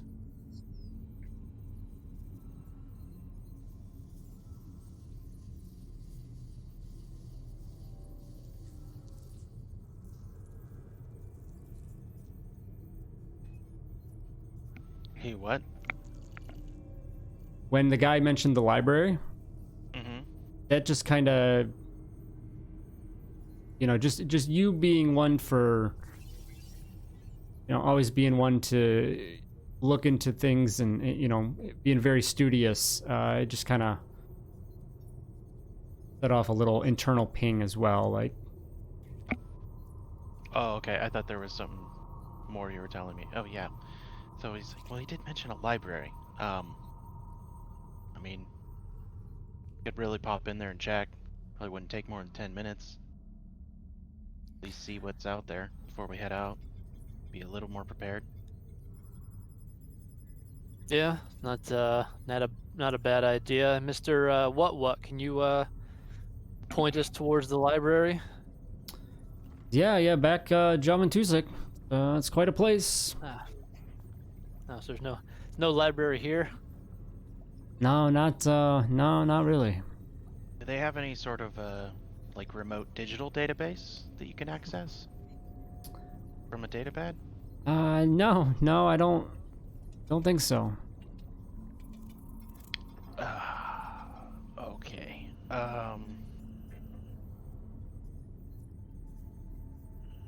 Well, is there anything about these fault lines that maybe we should know about? Just Peculiar seem about? pretty interested in what these guys were after, and as I said, there could be some information there that could be helpful. I don't know why they didn't just try that themselves. Now, how long of a trip was it between the two cities? Do you remember? I don't think I mentioned, but not long. I'd say, I don't know. Half hour or something. Yeah. If that. Well, if we really want to, it would delay us a bit, but we're already delayed by a couple days, it sounds like, so either Well, these 2 hours won't matter, or these 2 hours are all we've got. So I guess where do we want to err? well, Is if that we caution? go to the library, we'll have something on them on account of them being too ignorant, and not wishing to edify themselves with that knowledge.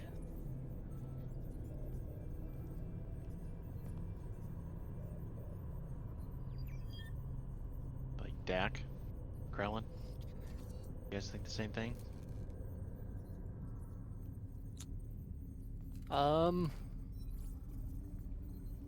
Yeah, I mean, I guess if it doesn't hurt to understand more about this desolation area before we head into it, see if there's something we can use to gain an advantage or understand what they're up to. 'Cause we still haven't seen them indicate that they had the tanks or any of the equipment with them. They were just on speeder bikes, so we still have the missing back to tank somewhere. And I'm thinking maybe if we head back, we won't have to deviate to come to this place. Maybe it's even a straighter shot from Joventusuk. Might not be as long of a trip as we think. Either way, Yeah. we should probably get going now. Yeah, I guess let's head back. I guess go into the library. I guess if we can figure out anything about these fault lines in that desolation area. Okay, so you head back to Javantusik, the short trip back, and find the library. Easy enough to get directions to that, and greeted by the Caarite attendants there, welcoming you and asking what they can help you with. Yeah. Before we go in, be like, what's our cover story? I want to know why we want to know this. Why do we want to know this? Yeah. This place so far seems to be pretty well. They don't ask a lot of questions. You tell them you're just interested in things. So I say just be your usual inquisitive, studious self, Valen, and you'll be in good shape. All right.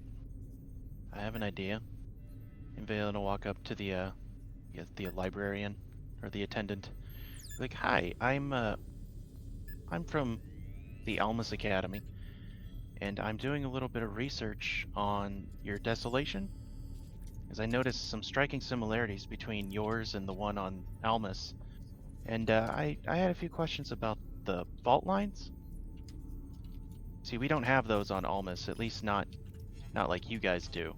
And so I was just trying to look up any information about any connections they might have to the desolation, you call it? They look back at you and say, "Yeah, I mean, I can kind of point you in the direction of some of that information. It's interesting. There's a group of people that came in kind of looking for somewhat the same bit of information.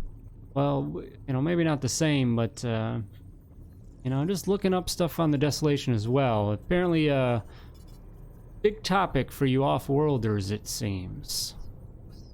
Well, I mean, I've penned many, many papers on such things, so I'm probably a bit more learned than these people. What were they looking at? Do you happen to know? I'm always curious what my fellow researchers get up to. Well, we don't really, we don't like to share other patrons' inquiries necessarily. We like to respect everyone's privacy and whatnot. Oh, I get that, but I'm not looking for their how do you say, browser history? More so anything about the desolation. I mean, in the world of, in the scholarly world, every little bit helps. You know what I mean? Give me a persuasion check. Oh, I'm good at those. Dax just gonna stand over by Krell and be like, "Yeah, this will be fun. Let's see what the kids got." Not a lot, I would assume. You guys overhear just this, kind of fumbling, nervous conversation going on with the Caarite librarian attendant, and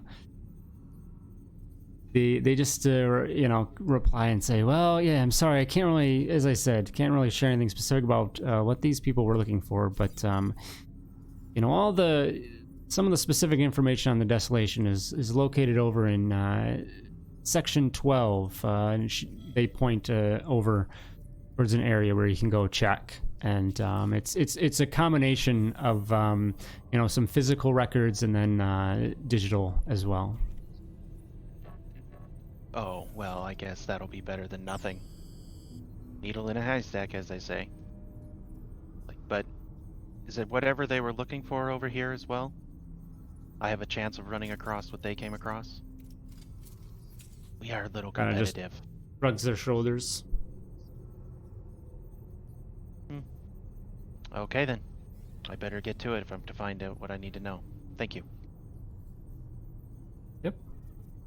Yeah, we'll just start heading off towards that. Was it Section 12? Yes. Okay. Krellin will join him. Not very interested, but interested in leaving here sooner, he will aid in any way he can. So not really sure what the hell we're looking for, but I guess the keywords of things we'd be looking for are the fault lines specifically. So there is a couple computer terminals for access to digital records that you could look into, and it's possible that Lan or somebody could maybe try and get in and backdoor into some search history, things like that. Krellin would totally do that. And he'd call Lan over and be like, you know how you asked me not to tell on your cliff hanging goal, so to speak? Well, I would also ask you not to tell on this. And on top of that, I would ask you to join in getting into this system with me. And he'll say with a big smile, With pleasure. That sounds like a good bit of fun. wonderful. We'll sit down and do that together. All right, so one of you guys give me a slicer check, and you can have advantage of that. I'll lead this one. Ooh. Oh, I rolled a 1. 15. All right, so your initial search in, it's tough to really, see any specifics. You can see some queries made, different various things, on just the desolation itself, just some geological surveys and things like that. But it's really tough to discern anything that helps put anything together with the situation. You just weren't able to get deep enough to get some specific things like date, time and date of access, things like that. Well, then I would call over and say, Valen, how's your reading going? How is my reading going? You can give me an investigation check. Good. You're learning lots and lots about the desolation, but the physical records and whatnot, and whatever else, you're not seeing anything that alludes to what specific requests or whatever for information by the other people. So he'll relay that to them. He's like, I mean, there's all sorts of stuff here. They're not exactly not interested in researching it. It's hard to make heads or tails of all this stuff, and I'm not finding any references to the fault lines like that guy said. Do you guys find anything? Anything that can narrow it down? So you guys do come across some of that information, but not the specific. You haven't found anything that stuff. says like, okay, we can tell that somebody accessed this specific information, whatever. So you're basically just at this point, going through the information in the library, but you unfortunately didn't get far enough to basically trace anything back to the after. Okay. Well, what did we learn about the fault lines? Anything useful while we were here? It's a lot. Really, it's a lot along the lines of what the Florty had mentioned. There is a bunch of massive fault lines there out in the desolation, and it's more just kind of a geological type information than anything. All right. Dak's gonna say, you guys hang here for a second. Got something I want to try. I'm gonna go find the library attendant lady or whoever that was here previously, and because excuse me, I was here a few days ago with some other fellow humans. I'm sure you remember us.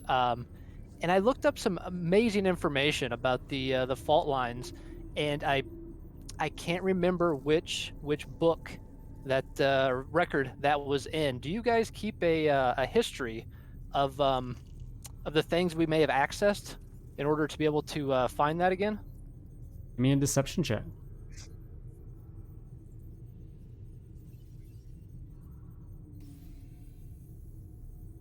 I'm gonna use my one inspiration. All right. Guess I should have tried to affect mind on her as well. All right, it finally worked out. So, yeah, she says, "Oh, I'm so sorry. Yeah, that happens. There's a lot of information here. Yeah, you were looking up. You said the fault lines in the Desolation. Yes. What? You remember about when it was? Help kind of narrow it down. When were you last in here? You told me this recently, like, I don't know, or it's about 3 days, 4 days ago. Is when 2 that days ship is arrived? when the other comes 2 days? through, yeah. About 2 days ago. Okay. Yeah, let me look. And you see her access the system, and okay, yeah, I've got a few queries here for some information. It looks like so actually 2 days ago,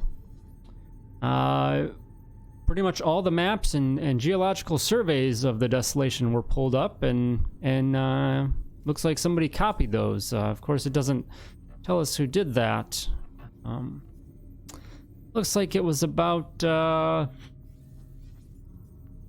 and then she gives you a time of when that was done, and just based on some information, some other information that you guys gathered, it seems definitely around when these other people would have kind of been around. Oh, thank you so much. I don't suppose it would be too much trouble. I mean, is there a way that you could did you say it was printed off? Like provide like a digital, yeah. Yeah, I've sorry to admit that the data pad that we had uploaded that information to one of our friends lost it. Since you have that information pulled up, could you transfer it to this data pad here? Yeah, certainly. Oh, thank you very much. You've been very helpful. I appreciate it. And, Dak will give her whatever sort of data pad device thing that folks carry around. Little jump drive, I guess. Goes ahead and makes those copies and hands that back. Oh, thank you. Appreciate all the help. You have a wonderful library here on the planet. Thank you. Yeah, we do our best to try and preserve the information, the history, and the knowledge of our wonderful ecological system we have on our planet. It's quite a special thing. Indeed, it is. Hope to learn more about it as we study these fault lines and the Desolation. Well, good luck. Dak will nod and come back over to the group and say, "Here you go," and toss Valen the data pad with the information. Oh, that was a bad idea. Do I have to make a save? Well, I'm gonna throw it at you. I'm just like tossed it on the table, like, here you go. Even then. Star Wars USB drives are made of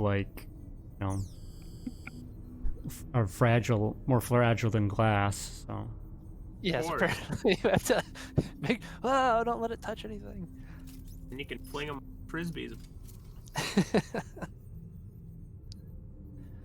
Looks like the group that was here a few days ago pulled up geological studies and whatnot on the Desolation Zone. So perhaps something here combined with what you've already looked up will maybe glean into their purpose and research. Valen will take the datapad and just kind of look it over and just mostly take it in and see what it is, but then try to find some sort of connection between it all, if there is one. May have just been given a bunch of survey maps, for all we know. Yeah, I guess so. Based on the survey maps, we're able to, I guess, does it give us like a readout, I guess, of like the fault lines and where they run and how they like go around the planet? A little bit, yeah. Okay. I think Valen's probably just scratching his head, wondering why do they need these? If it's supposed to be dispersed by air, what the hell are they doing down on the ground? Is this some sort of after the funds started plan, or is this beforehand, or what's the connection? He's really more just wondering that internally, not really saying anything out loud, but just trying to see if he can glean anything from what's in front of him.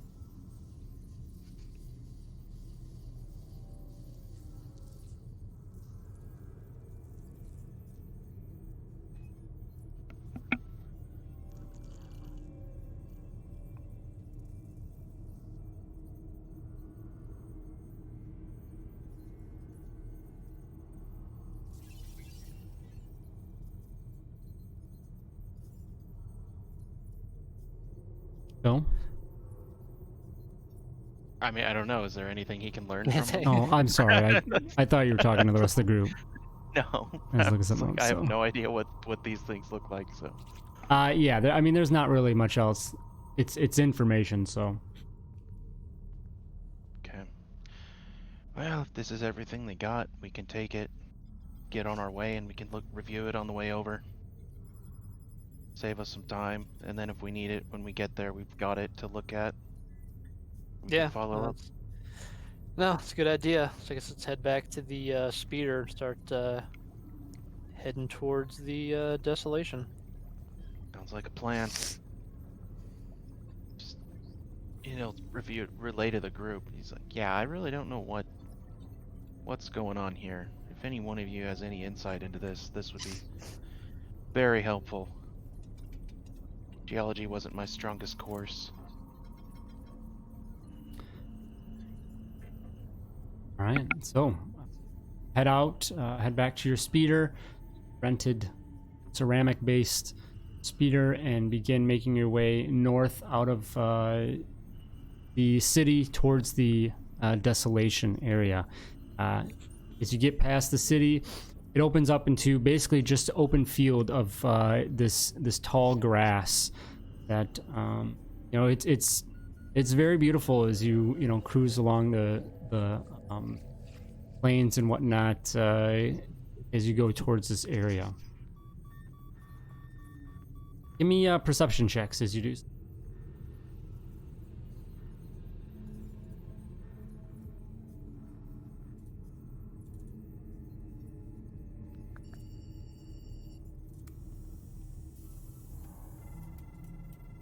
Very nice. So that's a round of perception checks, that's for sure.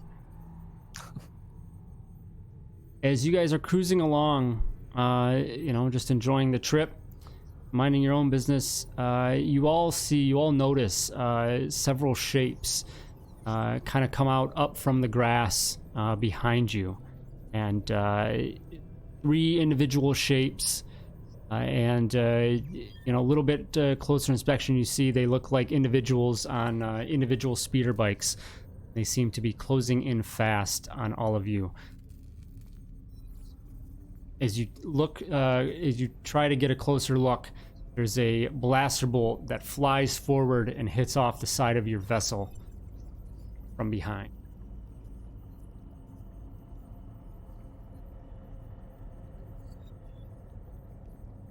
Yep, looks like fun. I don't know if there's a way he can cast Battle Precog on himself, but that's what he's doing.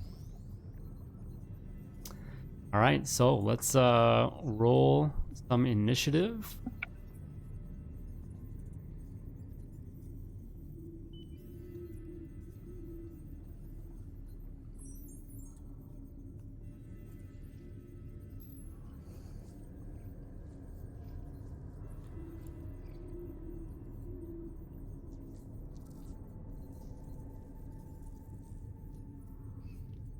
Ooh. Those are the guns on our speeder, or just They are not. model Your have them? your speeder does not have any weapons. None of I, these speeders do that they provide. I assume not, but this particular picture has a double Yeah. check just to make sure.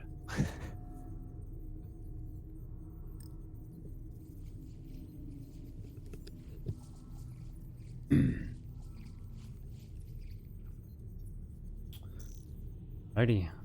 So everybody in. All right. As the speeders rush up on you, seeming to engage, I need to step aside real quick, take a break. So if anybody else, quick couple minutes, and then we'll come back and get into this. All right. See you guys in a few.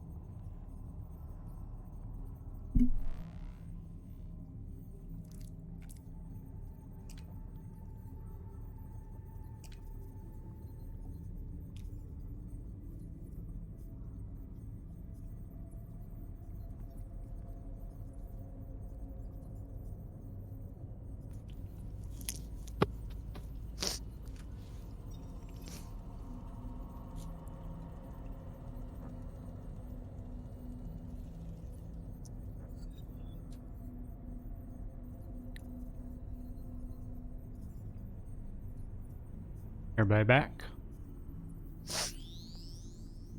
Yeah, I'm here. I'm just eating, so I got it muted. Yep.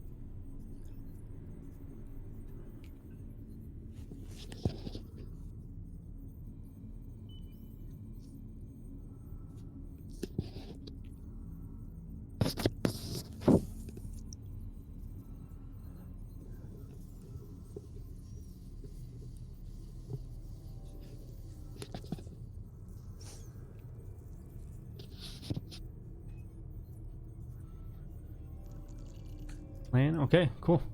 All right, so as you guys cruising along over the grass plains of Caramon, these 3 speeders pop out easily. You guys easily pick each of them off.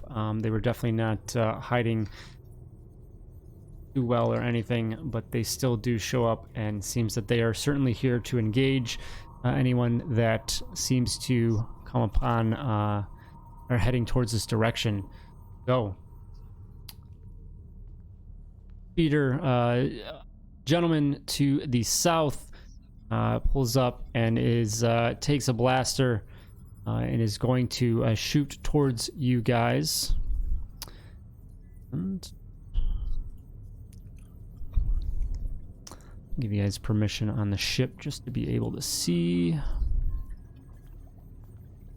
Or actually, I guess just put the bar on there.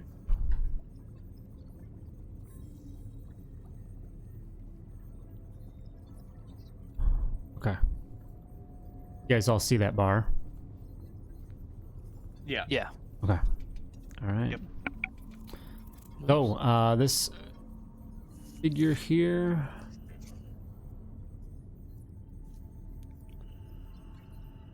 Going to make an attack.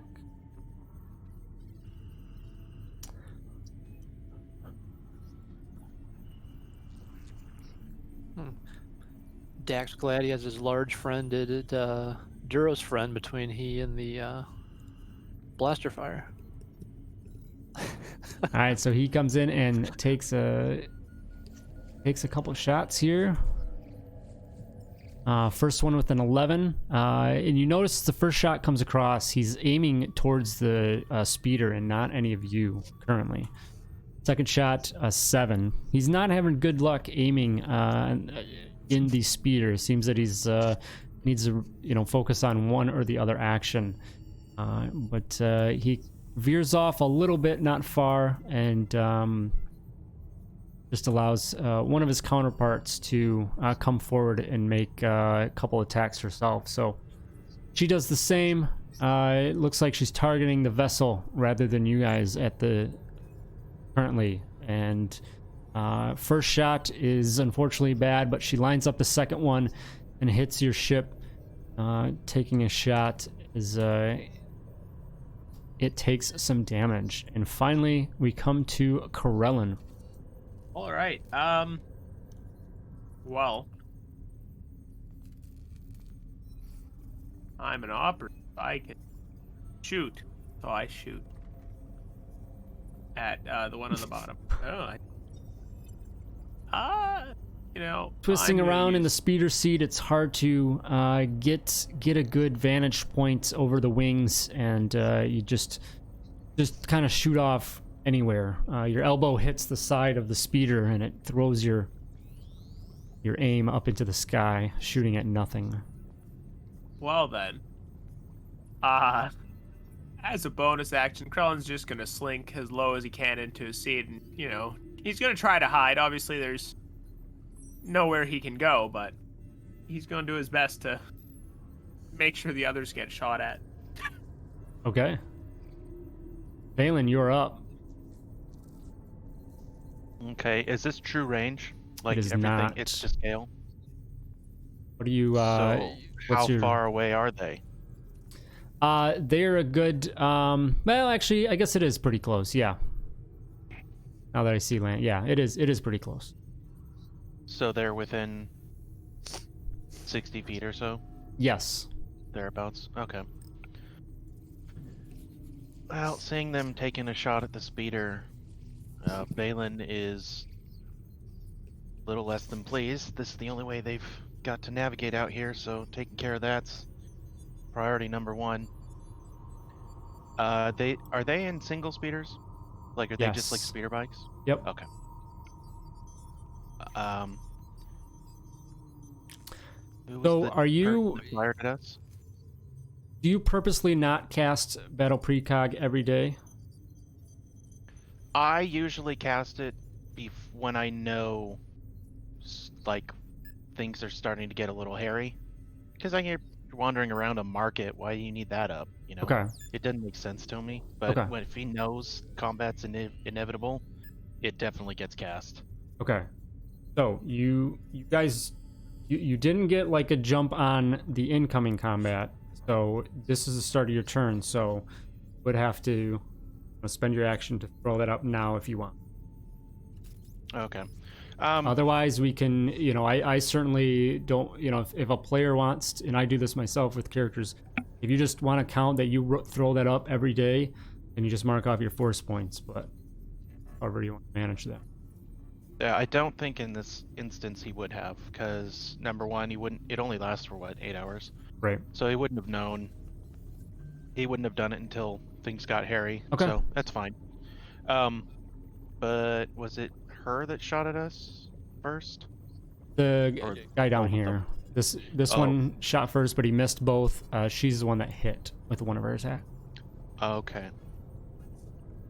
Balin is going to force throw that guy on the bottom into. Let's see if that's large enough. Yep. He's gonna throw him at her. So that guy needs to make. You can move him 20 feet. Medium is 30. Oh, you're doing throw. Okay. Yeah. I'm throwing him at her off the speeder bike. My thinking is, if it's only a single speeder bike, there's no way in hell he's going to land on the thing and catch a ride. Plus, they're both going to take 2d8 force damage if he fails, so... It's a DC of 16. Strength saving throw. Yeah.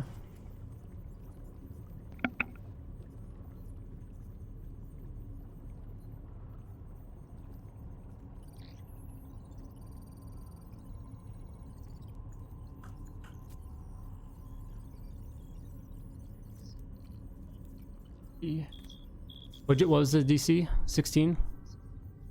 Yeah, 16. All right. So you see that you reach out and you try to push him, and he grabs on, and he's really able to hold on. And give me a perception check as well. As you try to tug him, it looks like they do have some sort of a harness strap that also holds him down, making it a little bit difficult to simply just throw them off the bike. Okay, well, that's not gonna work then. And I think Battle Precog is an action, so I can't do that. So that's turn. Mr. Joran. All right.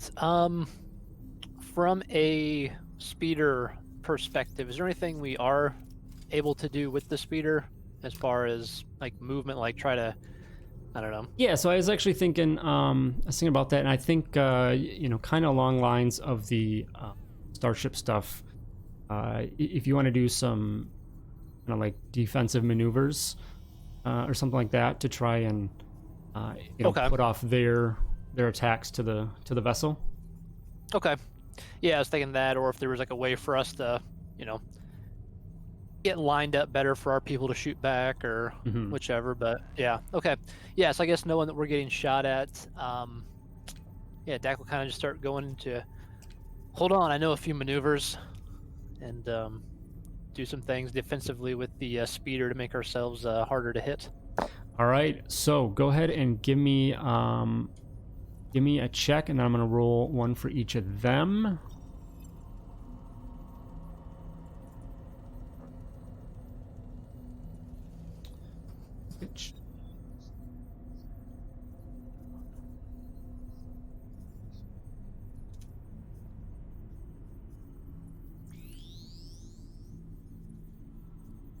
Piloting's intelligence, isn't it? Yeah. Yep. All right.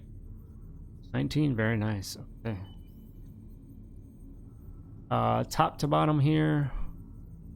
11, 3, and 6. So fail on all of them. They will have disadvantage on their attacks against the speeder specifically. Going for their next attack. All right. Anything else from you? I don't think I have anything bonus action worthy. Let me just double check.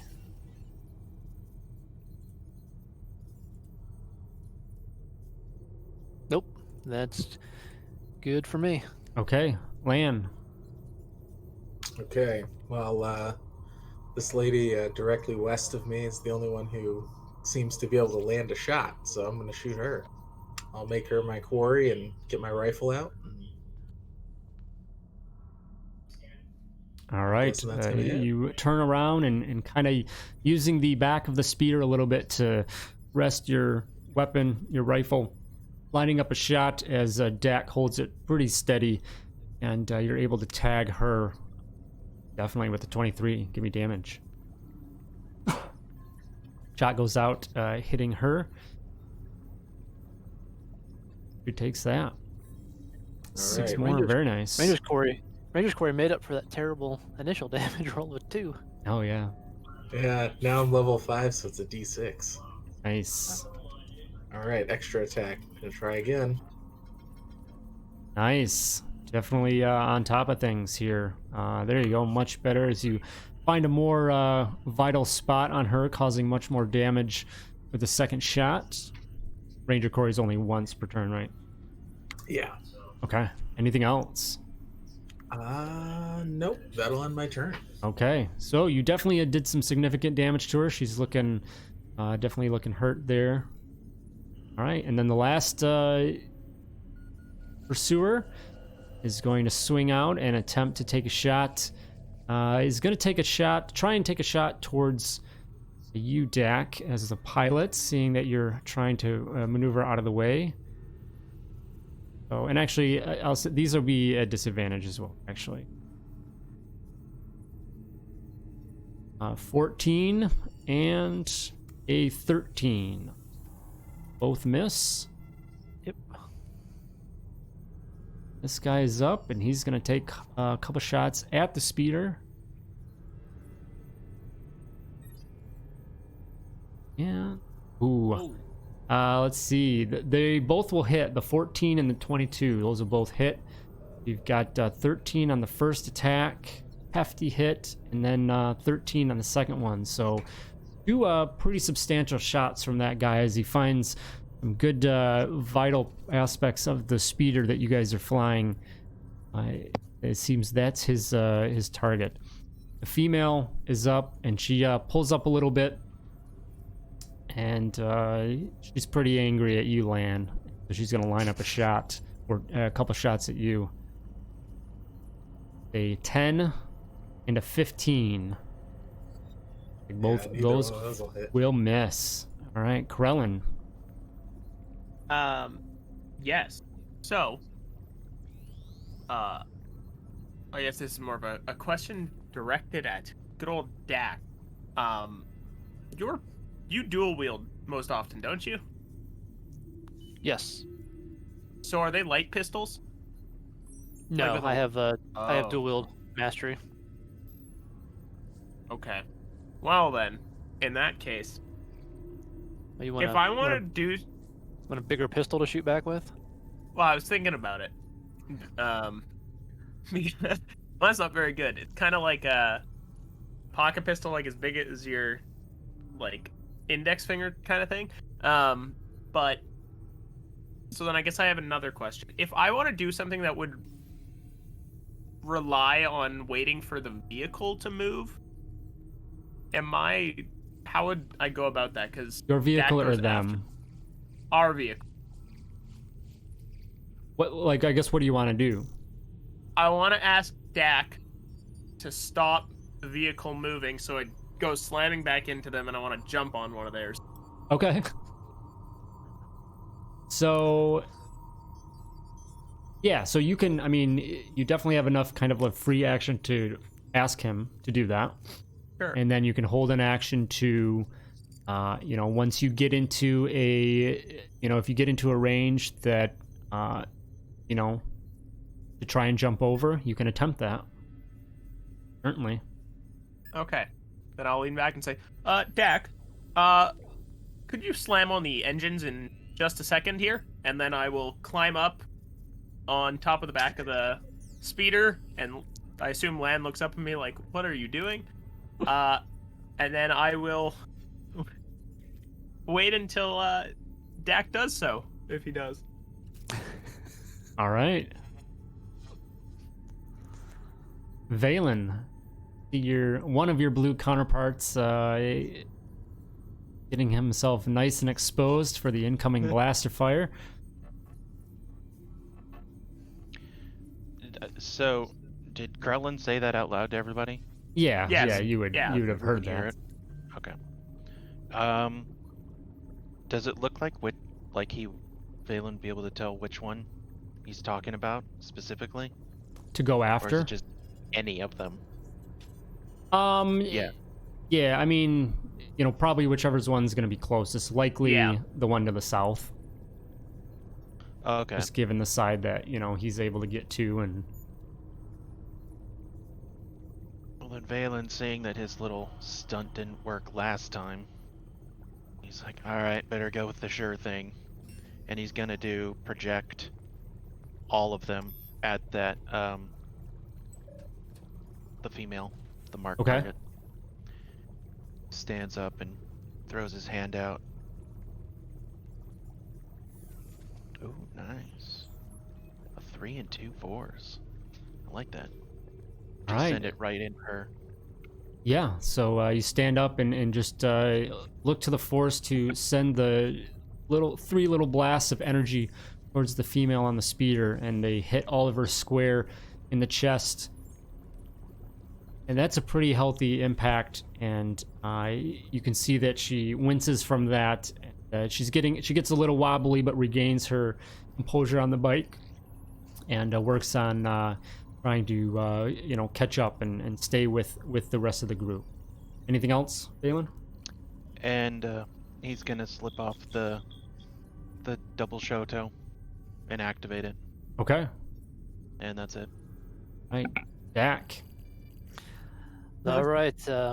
Dak's going to yell over the roar of the speeder engines and say, "Hold on!" And he's gonna grab the throttle and pull it backwards, I guess, to slow the speeder down, and just kind of simultaneously sort of maneuver towards this guy Okay. to try to best line up that he'll be parallel Yeah. to the speeder for Krellin.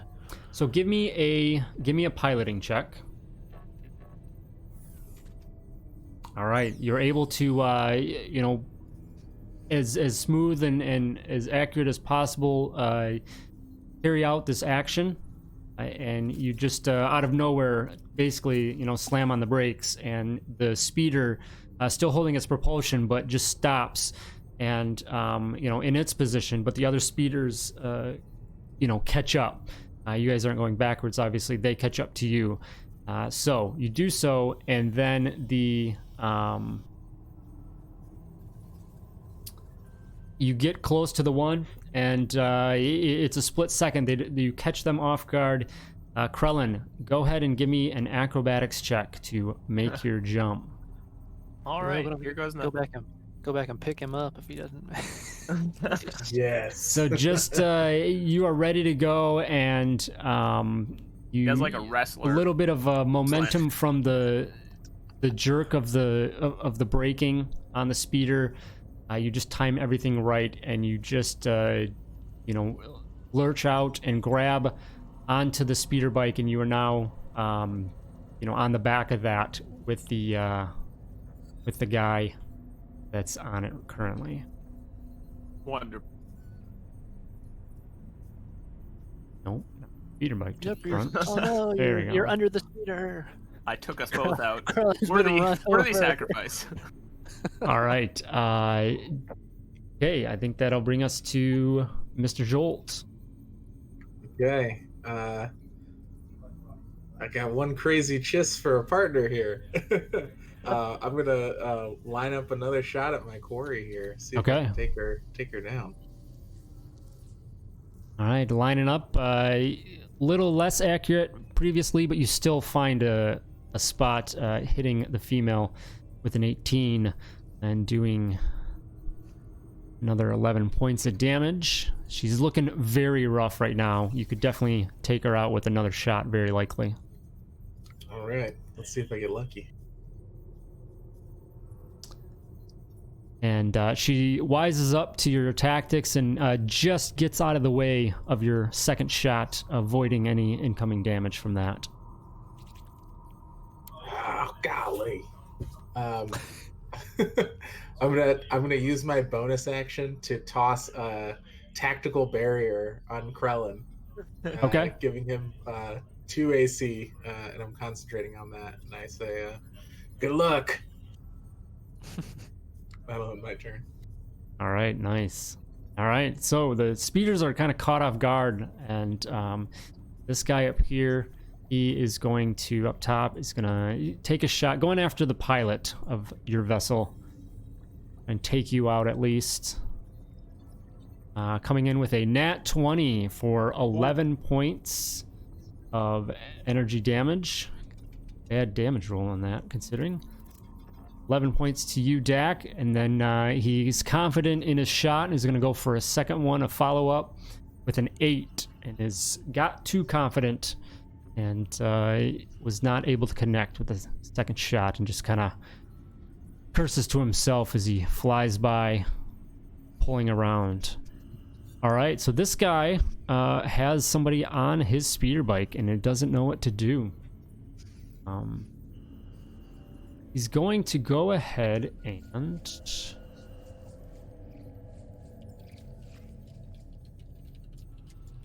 Oh, I don't want a shovel. I want to look up shove. Oh boy. That's the condition. The condition isn't going to help me. On search. Combat.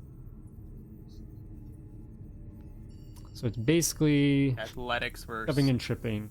Use the attack action, make a special melee attack to shove. So it's still the same thing as a grapple, right? Yeah, I think so. Okay. I haven't checked. Target of your shove or trip must be no more than one size. You make a athletics contested by athletics or acrobatics. If you win, you shove 5. Okay, so they're gonna make a athletics check, and then you can give me athletics or acrobatics. I will choose +6 instead of the -2.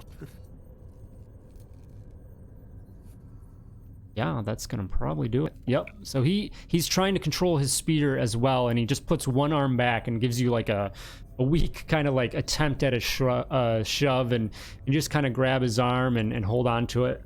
And it helps you, you don't even need that to stabilize, but he does nothing to be able to throw you off, and he's just frustrated. And the speeder bike goes a little wobbly, but he controls it. The female in the back is looking very rough, and she's very frustrated at what's going on, and is going to shoot out at you, Lan. You're her, Corey. Frustrated, so a nat 1 on the first shot. Her wounds are getting to her. She just can't, she's not mentally there. Lines up another one with a 19 to hit, which I think does. All right, 9 points of damage. And then give me a con save for your barrier on Krellen. 10. Yep, good. You maintain that. Krellen, you are up. Okay, so I basically imagine, it's all kind of going down simultaneously. He kind of jumps off, and as he does, he kind of grapples onto the guy's back, and with the one hand and with the other, he whips out his electro baton, pulls himself up, and I'm going to try to beat this guy off of the bike with that. Excellent pause there. Yes. All All right, bringing up phrasing almost got really the bad shock there. stick. You are able to connect with the driver, the pilot of this bike Oh. with the 23. Definitely hits. And he has to make a dex save. Okay, takes 6 points of damage It initially also there. takes sneak attack. There's no other people within 5 feet of him. Okay, and then dexterity save. A 9, so that will fail. Okay. Extra 2. And is he? 19 damage. He's shocked, And he's shocked. and that so- does like just he can't do. Action or a bonus, and no reaction. Right, Lion? You're the Yeah. shocked guy. Can't take reactions. Yes, only action. Okay. He Okay, loses control of his limbs, and the speeder goes into the ground. No.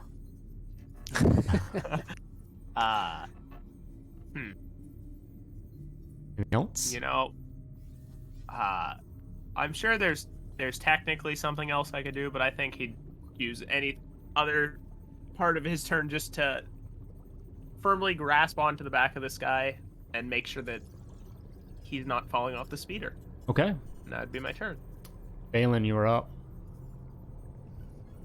Okay. So Valen's gonna try to get a little closer to these guys. Would it be difficult terrain to just hop to the back seat? No. Oh, okay. That he thinks Got he enough can line up movement a anyway, good enough but- shot, and he's gonna take the double saber and throw it first at. He's gonna use his saber throw. Here, I'll just throw it out there. And he's gonna throw it at her first. Okay. Since it's a cantrip and we leveled up to 5, it can hit another target, and he's gonna aim it at that guy second. Okay. So he needs to make an attack on the first one.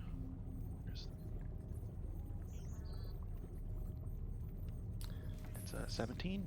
17 will hit, grabbing your saber and flinging it out with the assistance of the force, spins through the air, and she is unable to avoid the purple blade flying through the air, Okay, striking let me see. her. I don't think this. You don't add your modifier to the damage, right? It's just a D8. 3 damage. Okay. Energy. Then Makes a after cut. it hits, after it hits him, it's gonna glide towards the guy to the top. Bringing it around, precisely controlled. You bring the spinning blade towards the other speeder bike pilot to the north, and definitely cut into him as well. Okay, and the damage on that one is a 4. Right. Like he winces from the cut, but he looks very fine. You realize like that seems like that's the first damage he's taken, and that definitely sets him off, and he's frustrated at that. Anything else? And Valen will call it back to him, Mm-hmm. and he'll just kind of hold himself there in a defensive stance, waiting just to see. But Okay. That's the turn. Dak. All right. Dak, unhappy with being shot at by this guy, will, keeping one hand on the controls of the speeder, pull his heavy blaster pistol out and sort of turn and lean out of the side of the speeder and fire some shots at this guy here to the north. Alrighty.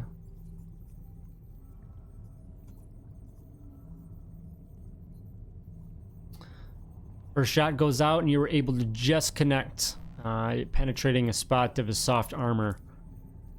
A pretty healthy shot. Thought he was doing good before with no attacks against him, and now he seemed to be coming in. All right, and then I will extra attack as well. Second one, you're able to line up much more precisely, hitting him square, For half the damage.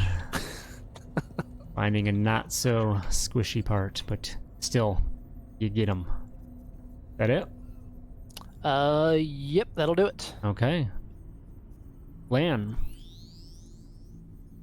Okay. Well, I'm gonna shoot my target and try to take her out this time. Lining up, you've been pretty good at having an eye on the target. 26 definitely hits. How do you take her out? I just get her in the gut. Quick shot. She looks at you, she sees the barrel, and she tries to swerve out of the way to avoid the shot, but there's just no doing so. The pain that she's already taken from her wounds is too much, and she flies right into your bolt, and it goes right through her, and the speeder careens off into the ground, and just disintegrates there in a little bit of a cloud of smoke and whatnot, and her lifeless body then tumbles away. Right. Anything else? Yeah, I'm gonna use my my extra attack on the guy that Krellin is fighting. Okay. Swinging over, aiming down that way. Very nice. Ooh. That will definitely hit. Nat 20. I'm gonna make this a disarming shot too, so he's gonna drop his Rough weapon if he damage. fails his save. Okay. So 10 damage. And then strength. Yeah. Roll a 2 and a 3 on your D12. 16. He's Rough. gonna just make it. All right. So he's holding on to that speeder tightly, and that's kind of really what he was focused on. So he's able to just barely, as he's got Krellin behind him, dealing with things and whatnot.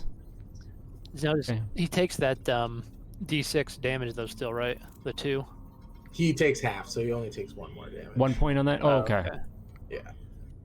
So you use like one of your Yeah, that's my maneuver from my subclass. maneuver dice. Yeah, I trying to remember what they're called on that Yeah. one. Ready. Awesome. And then that's everything for you, Lan. Yeah, that's all Okay. for me. All right. The thug up top is going to look down and try, and he pulls a little bit away, but he's frustrated, and he focuses in on the speeder. He's just gonna try and take you all out at once, firing into that with a 19. That'll definitely hit for 11 damage. A second shot, 19 again. 12, so 23 points into the speeder. Speeder's 23. Starting to show some signs of wear right now. We're getting a little bit of smoke. There's definitely going to be some concerns of this thing holding on going forward. That is his turn, and then we get down to this guy, and the shock from Krellin's baton is still kind of coursing through him, and it's dulling his ability to do anything, and he's trying to decide what his best course of action is right now. And he is going to try to throw you off again, Krellin. So go ahead, give me a check. Ooh. Ooh. Oh. All right. So it's a little bit more of a contest this time, as he somehow is able to turn and get a good grip on you, but you are able to resist that well enough and hold on and not go anywhere. So he loses his shocked, right? End of his turn. Then we go to you. Krellin, you're up. Okay, so I am going to once again try to hit him with my electro baton. Does that hit? 14, yes, just hits. Good. Okay, so then 8 points of damage plus dex save and 19. He's able to resist this time from the shock. I'll take the extra for sneak attack, though. And then no additional because he saved, right?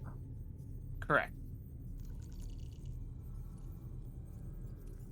Right. So with the shock stick hitting up in the back, definitely a healthy hit from that as he's trying to maintain control of the speeder bike while you are wailing on him. Anything else?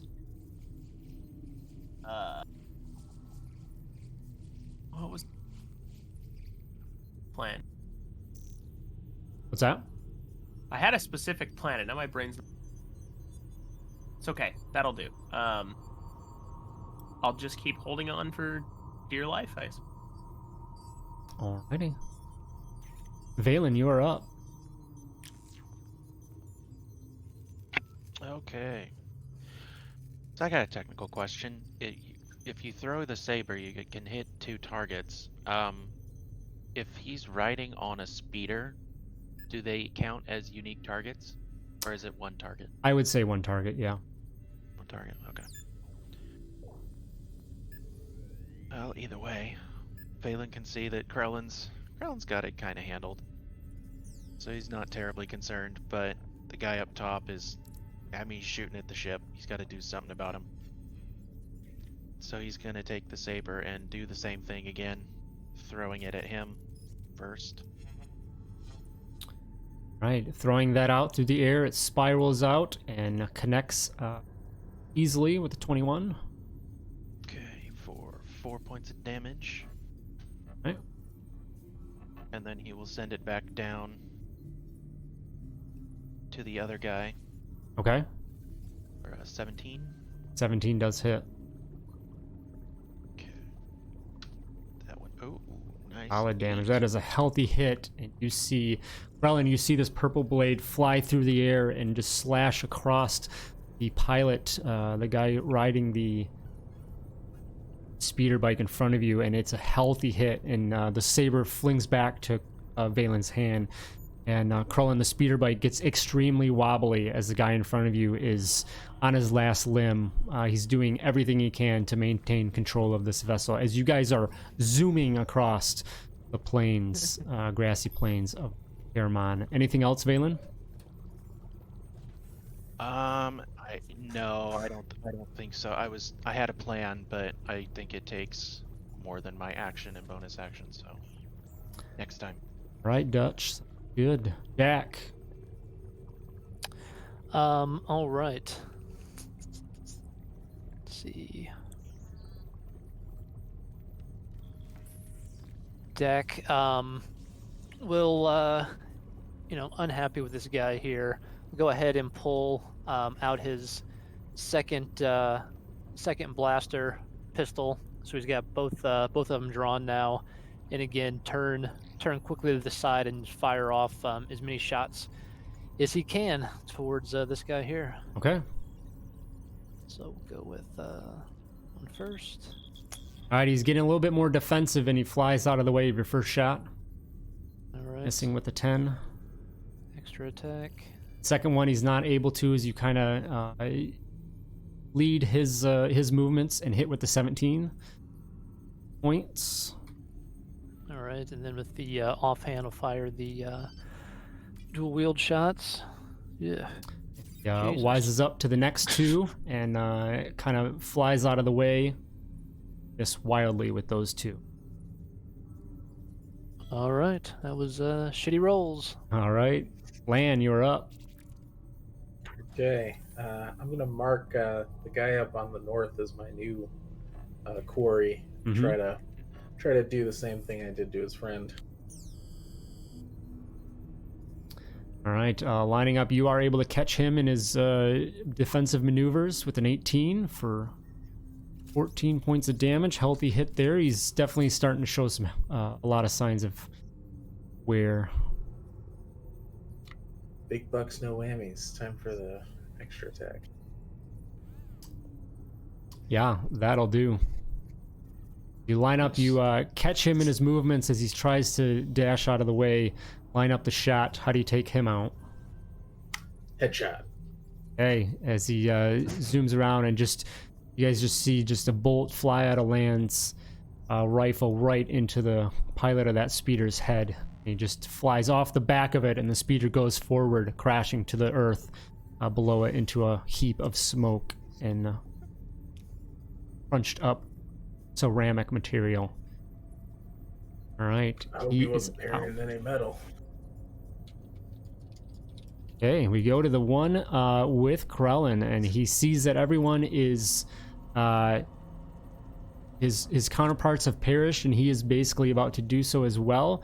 And he just slams on the brakes of the speeder and goes down and jumps off to the side. Krellin, give me a dexterity saving throw, please.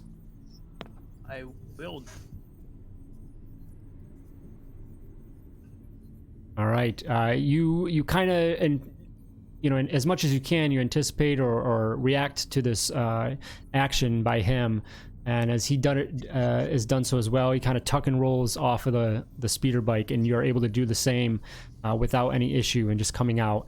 And he just jumps off. As Dak and the rest of you in the speeder, you fly forward, with your current momentum, and the other speeder is now behind you guys with Krellin just on the ground, and he gets off the thing, and he's got a hand on his side holding it, and he's hunched over. He has another hand up, and he just kind of has his hand out and just grumbling to you through blood coming out of his mouth. Death to the unbelievers.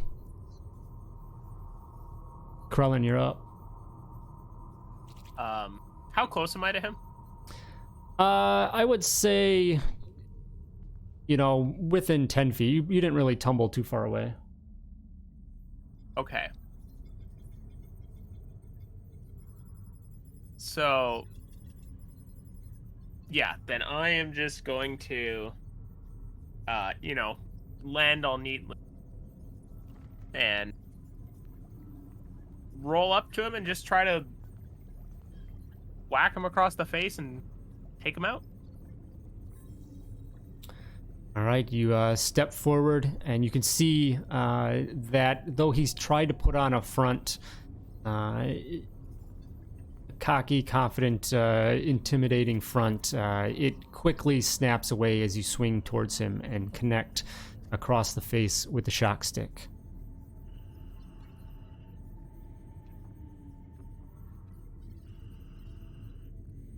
I don't know if you were describing him dead or what.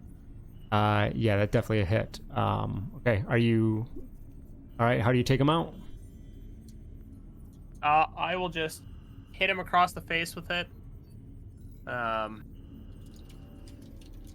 Say, fanboys are so... Ugh, and just shoot him with my pistol. Okay. And then put my weapons away. All right, he falls to the ground, bleeding out from the wounds. All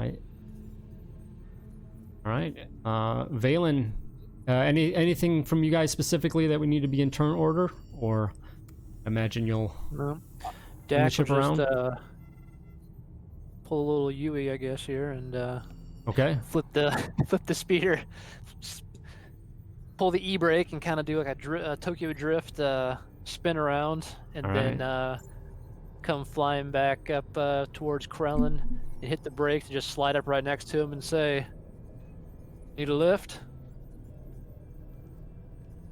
I could use a ride, yes. And I'll just hop up on top. He does look a little bit disappointed, He had a couple other suicidal moves planned. Didn't work out. How far back were the other people dismounted, I guess? I mean, by now they're a decent ways back. The female, at least, she's definitely farthest back. The other one, not too far, but he's back there, just given the kind of speed of everything. So. Okay. These speeders, they were also ceramic? Yes. Yep. You saw them when you borrowed the one you're into. They were there, so definitely borrowed as well, and of similar design to what was offered. Like, Valen will turn to the group and be like, well, we should probably at least collect whatever metal they had on them, make sure it doesn't touch this grass. Beyond that, I don't have any interest in what they have on them, except maybe more information on what they were looking for in these fault lines. But we should at least make sure that we don't damage this environment any more than we already have.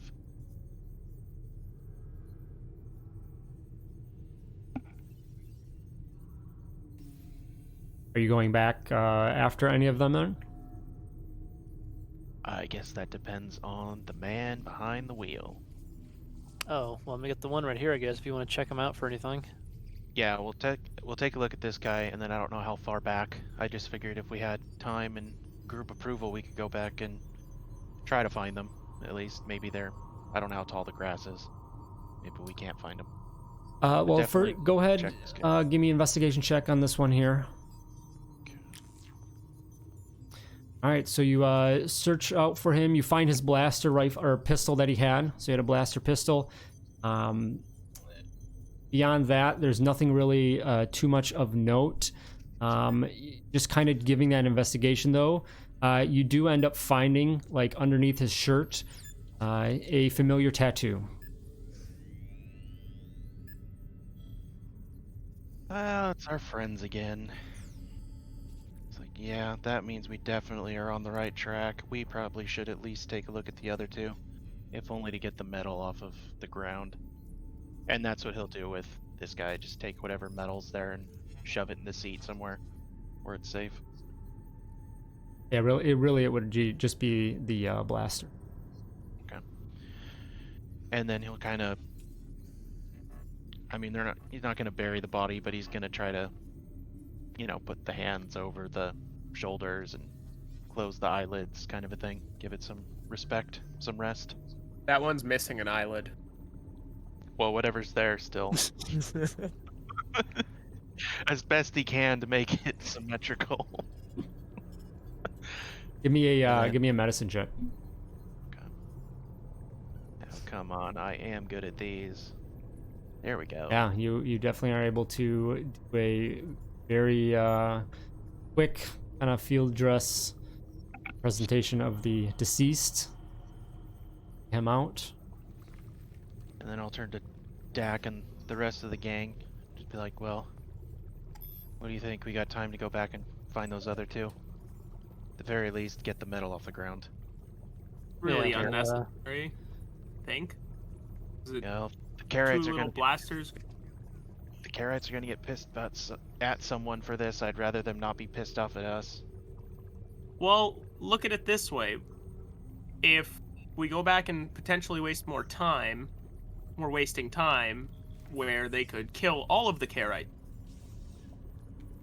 Think 2 tiny blasters is a worthy sacrifice for potentially saving their entire species?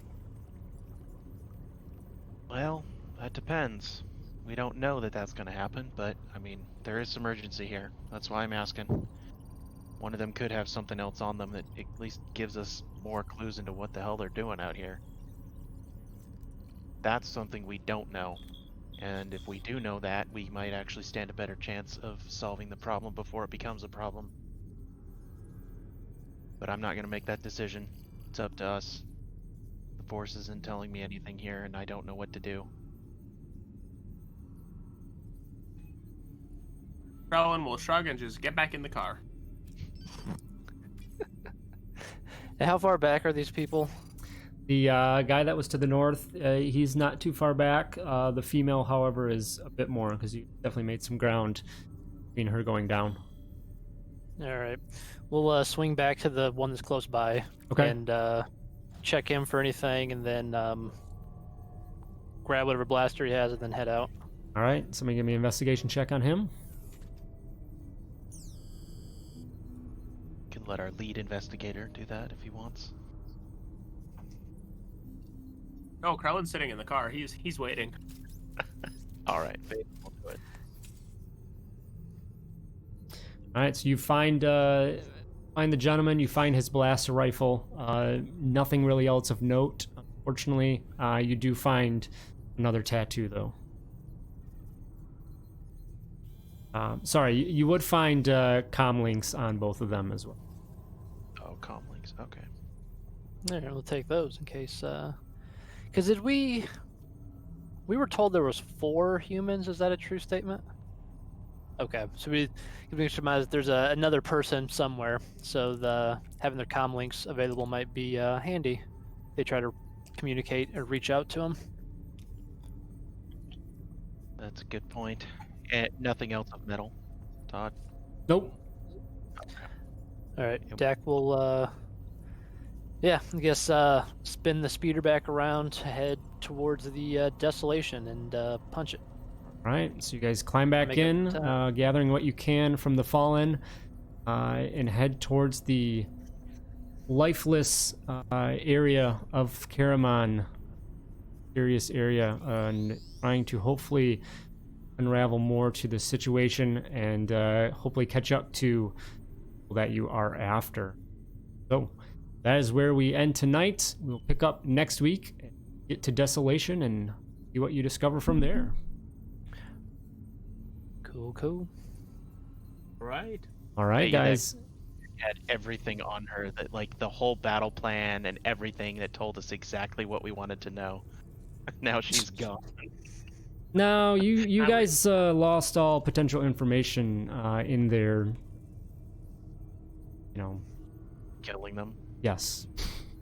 Didn't Say, need the info. Krellin had the ability to take that one alive. He was on the ground, but I you mean, smacked him in the face and killed him. Right. you guys don't know that. Maybe Krellin was about to die, you know? He has plausible deniability. Sure. Not plausible Turning out to be quite a believability. skeptical investigator. That's for sure. Won't investigate and All right, good stuff, guys. Good session. We will see you next week to finish this out and potential advancements after that. So Right. Right. All right. have a good rest of your Sounds guys' week. We'll Yeah. see you next time. All right. See ya. See ya. Yeah. see ya.